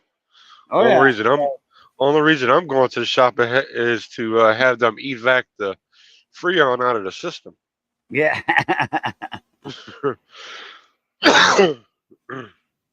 I'm probably Yeah, gonna you can wind go up- over there to Theo's and man, he'll make you a good deal on that. Yeah, if he wasn't that And far it'll away. be worth the drive too. If he wasn't that far away, yeah. If I had the time and the Yeah. cash to do it, yeah. $5,482.33 in parts to be exact. Whew. So 5,400. That's 5,500. And I said about 2,400, 2,400. So yeah, that'd be yeah, that's it. That's about right. Ooh, I'm Plus, getting hungry. Of course, you are talking about BMW, and those cars are expensive. to Yeah. fix. I had what it was? Oh, Mercedes. When I had my house in Elton, it was straight to the west of me, now 190. Going welfare, they get paid more.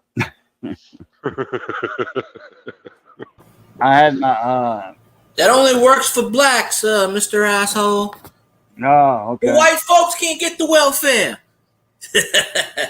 I make too much money. See? We're doomed. When I had my house in Elton over there, my neighbor, he was Bull. His name was Carl Saunier.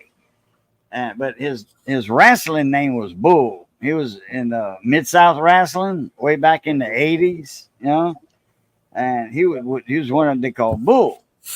But his daddy was the head guy in the wrestling. It wasn't Mid-South. He was in a different division, but they would get in with Mid-South when they would come to Lafayette or whatever. They would do it there. And it was shown on TV. It was taped and then shown on TV, but it wasn't a regular one where it was just Mid-South wrestling, you know, like Junkyard Dog and That would have been Jake the Cowboy Snake Bill Watts.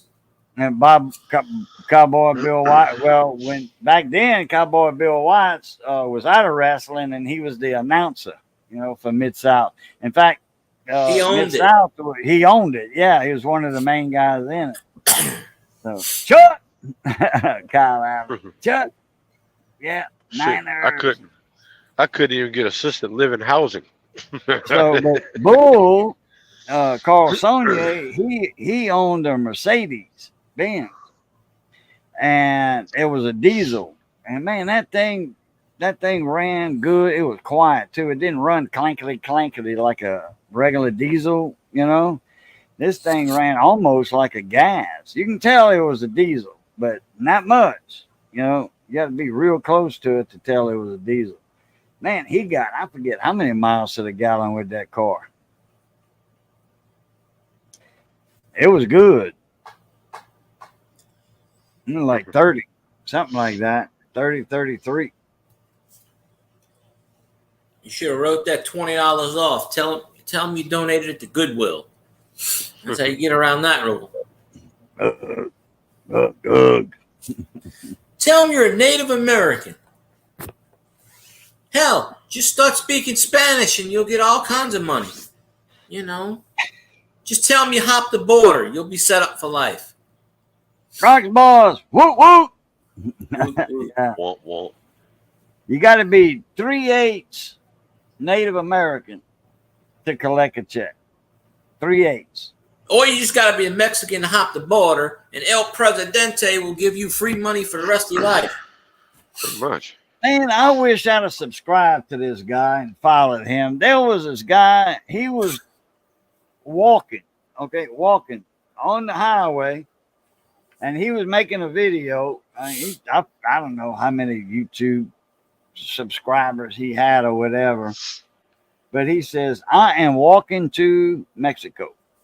You know, I'm up here, and I forget where he was, Indiana, Illinois, or something. He says, I am walking down there, and I'm going to cross the border and stay down there for about a week. And I'm going to try to come back through the border. And he said, this is my plan. I'm going to apply for everything that they doing. And he says, I'll be able to do it. He says, nobody knows me. You know, he says, and this guy's an American. That's all get out. You know, you can tell by the way he talks. You know, he's got that Illinois accent or whatever. And he says, I'm coming back, try to come back in the United States, and I'm going to get everything everybody else is getting, and I won't be living poor anymore.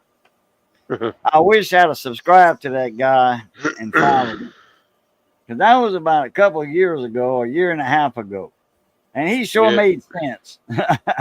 You know? They probably get, all you got to do is just start speaking Spanish, no speaking the English. Right. They'll be like, here you go, here's like $2,500, and here's like, you know, all this other stuff. They put them up in the assisted housing for like $500 a month, and they work under the table for like 2 or 3 years, save up money, and they don't pay taxes. Yeah, about right. I know somebody in Illinois. I'll call them up and see if they have an accent. I'm sure they do. If I get Miss Carly on my live stream, whenever I go live, whenever that is, I really don't know. I'll ask her if she got. I'll ask her if she's got a wicked accent. I don't know if it's an accent, but she's got a wicked voice, which is awesome. So, I mean, she is the co-host of Wicked Women, so she might as well.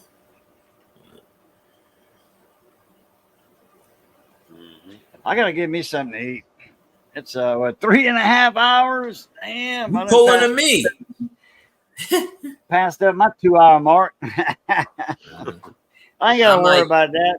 You know, I ain't doing one. I'll probably do a live stream tomorrow. I don't feel like doing one tonight. My back's killing me, and I just I gotta get back in the groove. I gotta I gotta go live one more night a week. I gotta figure out which night to go live on. I can't do it on Monday. Wait, who goes live on Monday? I used to, but I can't do it. Yeah, right you now. used to, but Don't go live on Fridays because that's when I'm watching the Scotty and the. Well, he's supposed to be doing Ghost, but I don't know. Yeah. Simon goes live on Tuesday, so you know RX. You know Randy, he used to go live on Mondays.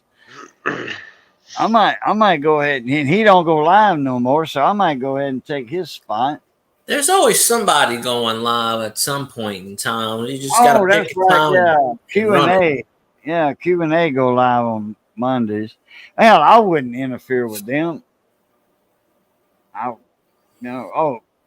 Me I'll go up against anybody. I don't care. Yeah, I wouldn't hurt that Q&A none. If they got like 283 people in the chat, how's that hurting anything, really? I mean, I don't know if they do it now. I'm just saying. Yeah, but you're not pulling an audience away from them. Yeah. You got your core base. They're gonna be in your chat no matter what, even if it's for a few minutes. It's not really, 7:10. That's late. Yeah, what is the karaoke thing? Singing. Yeah, but that's late. I was wanting to do an afternoon thing though, so it was. Wait.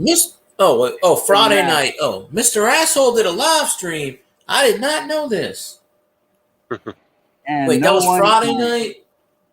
I did a live stream on Friday. You didn't send no links out. Oh hell, I didn't send no links out. Okay, I wasn't on YouTube Friday, Saturday, Sunday, Monday. There were 4 days where I did not touch YouTube. So I forgot to send Scott a link. I told my boss that. I said, we have the newest, greatest superhero on YouTube, Mr. Asshole. She looks at me, she goes, I know an asshole. Yeah. Joe Pacino. El Paso Joe. Mm-hmm. El Paso Joe. El Paso Joe. There's so many people on YouTube. I ain't gonna sing the song. Gotta watch out for Joe from El Paso. There's an asshole named Joe from El Paso. That's one of them spoof songs that Randy made. Yeah, maybe he don't go live on Wednesdays no more. Problem is, I was going live on Wednesdays. I didn't know he was live, but I switched it to Thursday because Joe Durbin.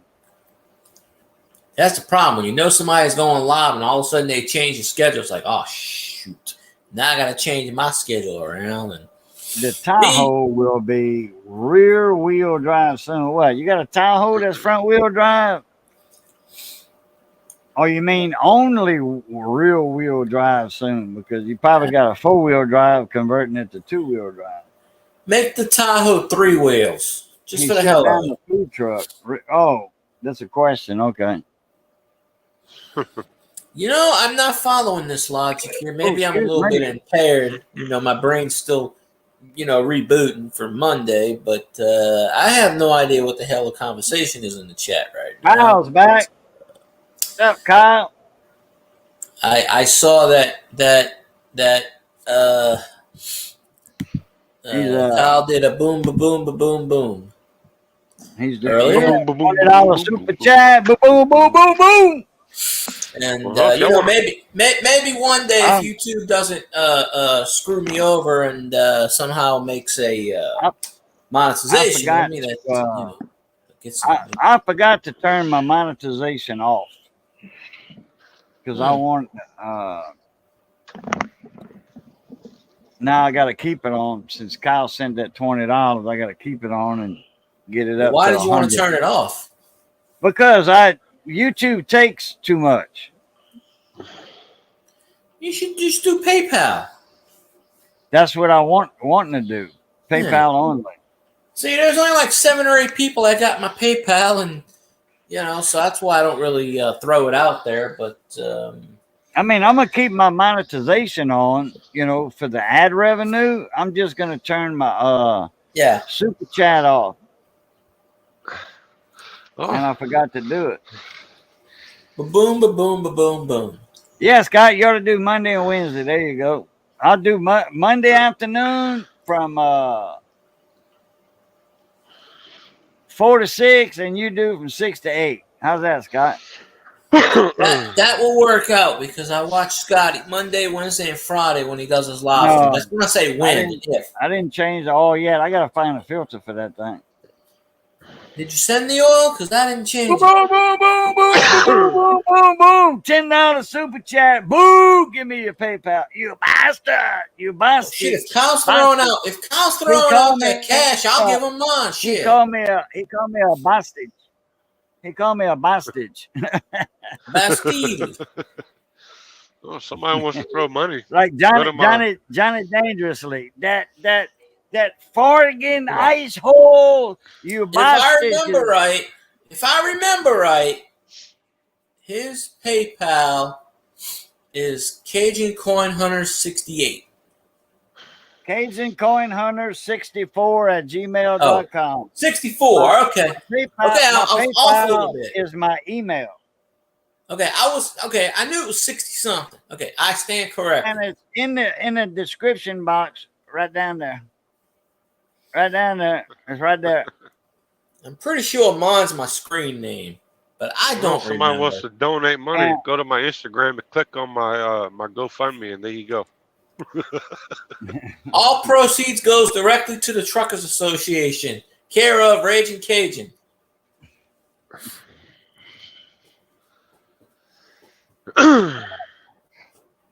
P.O. I gotta Box. get me something I to don't eat, know. guys. Yeah. Yeah. Oh, let me put that in here. Let me put that in here.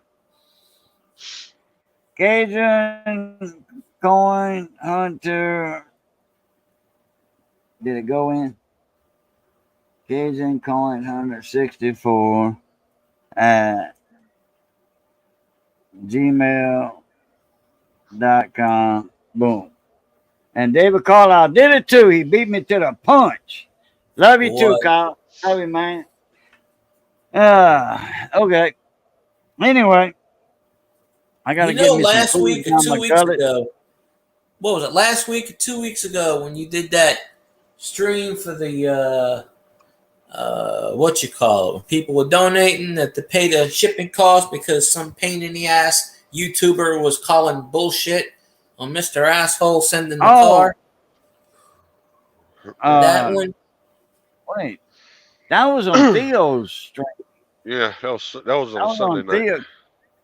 That was on Sunday night on Country Mile Garage. They raised Really? some money for me. Yeah, they raised $200 to help defray the cost of shipping on a $1,300 shipping for the car. I threw 99 cents in like Oh way yeah, later. yeah. And I said, thank you very much. Also, yeah, hey, $1, hey man, $1 here, $1 there. I don't have too much, but I said, why not? Yeah, and PLCC and PLCC, it all adds up, babe. You know. You know, if every YouTuber gives me a penny, I'll be a rich son of a bitch. No, yeah, there you go. Yeah, every YouTuber in the world. All I'm asking for, folks, I'm not asking for 66 cents a day. 1 penny a day. If I Will can make get me happy. 15,000 people to give me $1, I'll be all right. I'm not that greedy. I'll just take a penny. Because if I got 8,000 people, 10,000 people giving me a penny, at least that's $100. That's something. Yeah, Kyle, there are a lot of lizards. Yeah, it's not a myth. They are a a lot of lizards are the hooker headers of the truck stop. Okay, let's just put it like that. Few and far between now, but they're still out there. Wait, is that what the... No, wait a minute. It was going to the Truckers Association. Now it's going to the Homeless Hookers of America. I say this because I was walking from my lunch break, and they had this lady, and she was sitting in a wagon, and I said, how you doing today? He's doing good, whatever. And I'm coming back, she's sitting there. I said, you waiting for somebody? She goes, no, I'm homeless. I'm just sitting here with nothing to do, sitting under the little canopy because it was raining. She goes, I got nothing to do. She told me she was homeless like 4 times. And I'm like, okay, she didn't ask me for money or nothing. She had a wagon she was sitting in, and she had like, toiletries and, a few things, whatever. And I said, she goes, I got here from Cummington. I said, well, how did you get down here? She goes, somebody drove me. I said, okay. I said, well, are they driving you back? No, just somebody I saw on the street. They gave me a ride down here. I said, what are you doing here? Nothing. Just, I don't know, sitting around. I said, all right, well, if she's there tomorrow, I'm going to say, hey, you want to do a YouTube video? I said, this is what you do. I want you to shout out Grumpy Stack Tires. And then I want you to say, Cajun Coin Hunter is the best channel out there in the YouTube land. Yeah, there you go. I got 50 cents in my pocket, so I'm good. But I don't know. Yeah. She's just sitting there in front of the auction center, just, chilling, like, because it was raining, but she's sitting there, and I'm just like, okay, well, whatever. But, when I first opened my radio shop up at Tiger Truck Stop, I was an ex-truck driver also, so I knew what the phrase lot lizard meant, and then I heard somebody holler lot lizard at Tiger Truck Stop, sophomore LSU trying to raise some money for band camp, something like that, and damn. And then all of a sudden, this guy comes in my radio shop because I was open in the evenings at night, from 12 noon to 12 midnight. And I recognized that guy's voice. I said, man, were you on the radio a while ago advertising for sophomore? He was like, yeah, I sure was. And he says, everything I said is true, too. But he says, she's gone now. I'll tell her to say he wanted a radio to get worked on. He didn't think he was getting out. But, I mean, he was right next. He was at the car wash part of the truck stop, which was like 80 feet from my shop, 100 feet from my shop. No, actually, probably 130 feet from my shop. So, anyway, yeah. Them damn Jehovah's Witnesses, Nanas. You got electric to the door. That $40 is well worth it. Get a cattle prod and just prod these bastards. I said that when I was at work today. I said, you give me a cattle prod and I'll be a happy person. Get these bastards out of my way. I was trying to sleep and they were beating on Yeah. They wouldn't get to my door because I go out there with a baseball bat.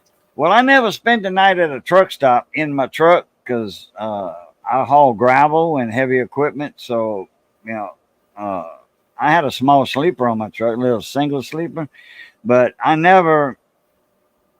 Yeah, they knock on your door, you know.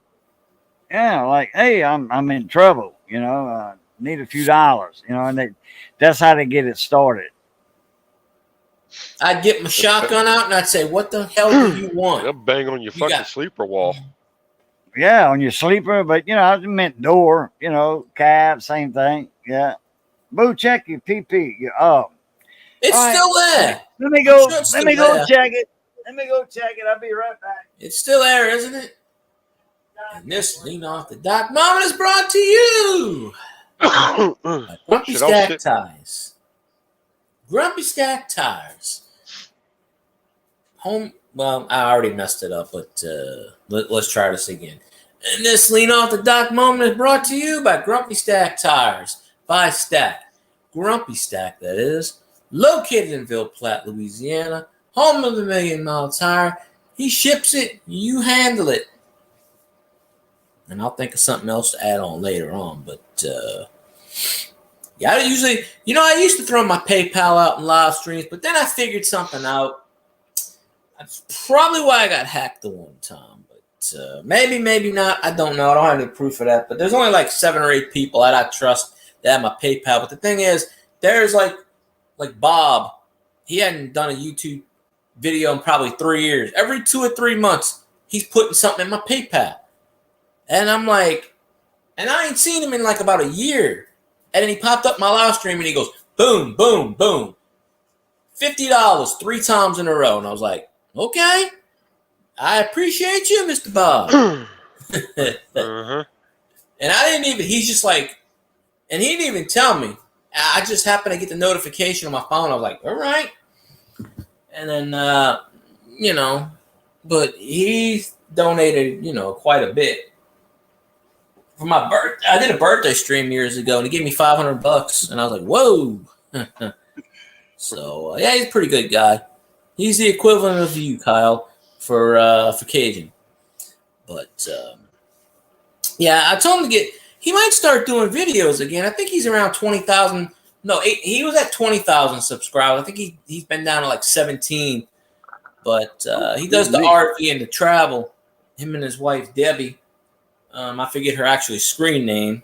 It was Bob's is Blue Wave Odyssey, and I think Debbie's was Blue, something close to that. And he told me a few months ago he's going to start doing some more streams again because he does. He's I think Bob's an architect or something, or architect or something with houses because he makes a good living, so he don't have to do YouTube, but he just does it for fun. But he's got videos that's got like 1 million views on it. All right. Boom, boom, boom, boom, boom, boom, boom, boom. Thank you, Chuck. Give me a $10 PayPal right Boom. there. I'll do the boom booms on PayPals. Oh yeah, big time. I'm gonna do the poor man's. PayPal do the because poor man's I boom. get all of that. This is gonna be mine. Boom, ba boom, ba boom, boom, boom.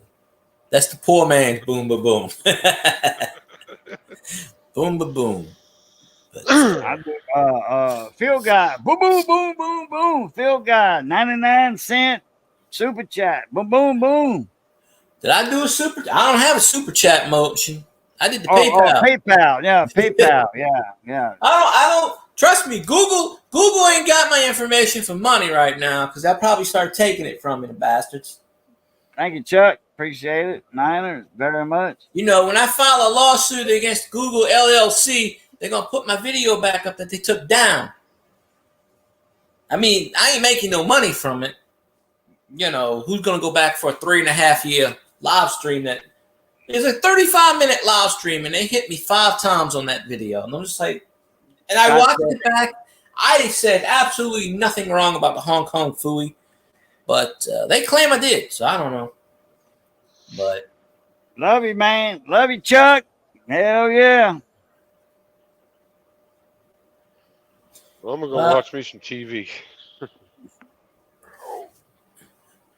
I I would be gotta- raging his park because he can't I guess he can drive. Just in got certain just got spots. home. She said, made it home I'm- good, safe. Made it safe. That'll Our work. next pickup is not till 1 a.m. tomorrow afternoon. We're only like 80 miles away from it, so I ain't going nowhere. I gotta get me something to eat, guy. I've been saying that for what, 45 Half an minutes? hour. I went. Where do you think I was for like 20 minutes? I went and got some cheese, and then I was eating something else. I was snacking. That's why I wasn't talking. I was listening. I was here the whole time. I just said, hell, I'm just gonna eat while I'm on the street, because my You know, live streams. I don't give a rat's ass. You know, if I'm eat gonna with the camera on. break out some of that brisket ground meat, me and Missy, I cranking that handle, putting them big chunks of brisket in there with that brisket fat. Naturally you want some fat. 10%, 15%. I'm cranking that handle like that. Brisket burgers, baby. Come on, brisket ground meat. Damn right. She said, "What you want me to make a meatloaf with this?" I said, You better not. I want some hamburgers with this. Better not. No meatloaf with the 351 Windsor, the Windsor brought me home. There you go. I like the C version though. The That's a Cleveland. hell of a lot of watts. 351 Cleveland. That's 351 block with the 400 heads. It's a 351 modified 400. You need a 351 Cleveland crate engine, 700 horses. I don't know if it's 700 horses. The ones that came in the 1 ton trucks and the 3/4 ton trucks. How got a 4 pound girl? But anyway, they said modified 400 right on when you raise the hood up, right there on the frame.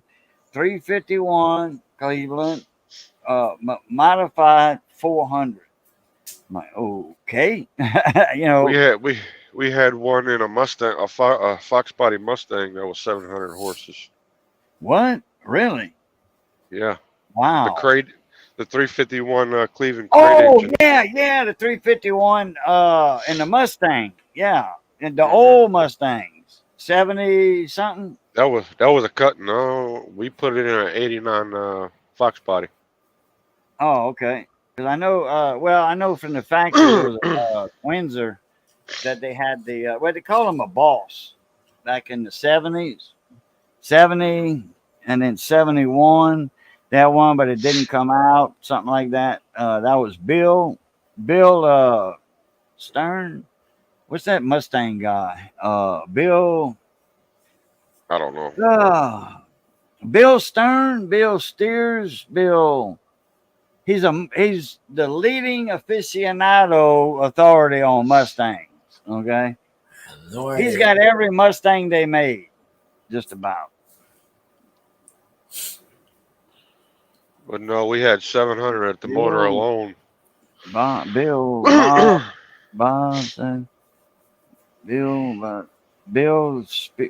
Spears. Anyway, just Google it. Miss Carol, I know who I'm talking about. Some guy who likes Mustangs. He is the leading aficionado on Ford. We'll just call him Mr. Bill. From the first year they made them till eternity. Well, everybody in chat, y'all take it easy. Have a great weekend. Oh, okay, thanks for the link. Yeah, I'm heading out. I'm gonna go watch me some Um, TV. Drinking Thanks beer. for the link. But until next time, y'all keep those wheels spinning, your beavers grinning. We'll catch you on the next one. All right, Phil Guy. I don't really have an outro right now. I just like to say thank you for having me up. I'll probably do a live stream tomorrow, 7-ish, 7:30-ish, somewhere in that range before Scotty's stream. I hope everybody can pop in. Of course, Kyle, I got you down for about $500. So a little donation right off the back. No, I'm just kidding. So, hey, watch my crap because, I haven't streamed in 2 weeks and I lost 150 watch hours because of that. But, it is what it is. Dang. YouTube sabotage. I can't do nothing about it. But anyway, I'll hop off. Appreciate you having me on, Cajun, of course. And see you tomorrow, hopefully. And I appreciate you coming on, and I respect the reason that you hadn't been around lately. Yeah. The way me and you were talking about your uncle, I feel like I knew him personally, and I wish I could have met him because I know it was going to be soon that I was going to meet him. I told him about you and everything, and he was even, he was like, "Oh yeah, I a lot in common with him." Yeah, I was He looking probably would forward have to took you meeting out that to. man. He would have took you out to the shed back there, and you Oh, still got his yeah. tools back there. Yeah, I mean, the instead next of getting time. my ass whooping, he'd have showed me some of them nice tools he got. I took him out to the shed in the back. Yeah, he got a The lot of that wheelchair. good stuff. Oh yeah, but Yeah. I'll hop off so you can go get something to eat. So I appreciate you, and I'll see you tomorrow. All right, man. Appreciate you popping on like that. No like problem. I said, my condolences and all that. Thank you. everything there. Prayers were going up before, and they're still going up. Yeah, I'm still recovering. All right. Well, I want to thank everybody for coming in. Kyle, Chuck, appreciate it. PayPal there, Chuck.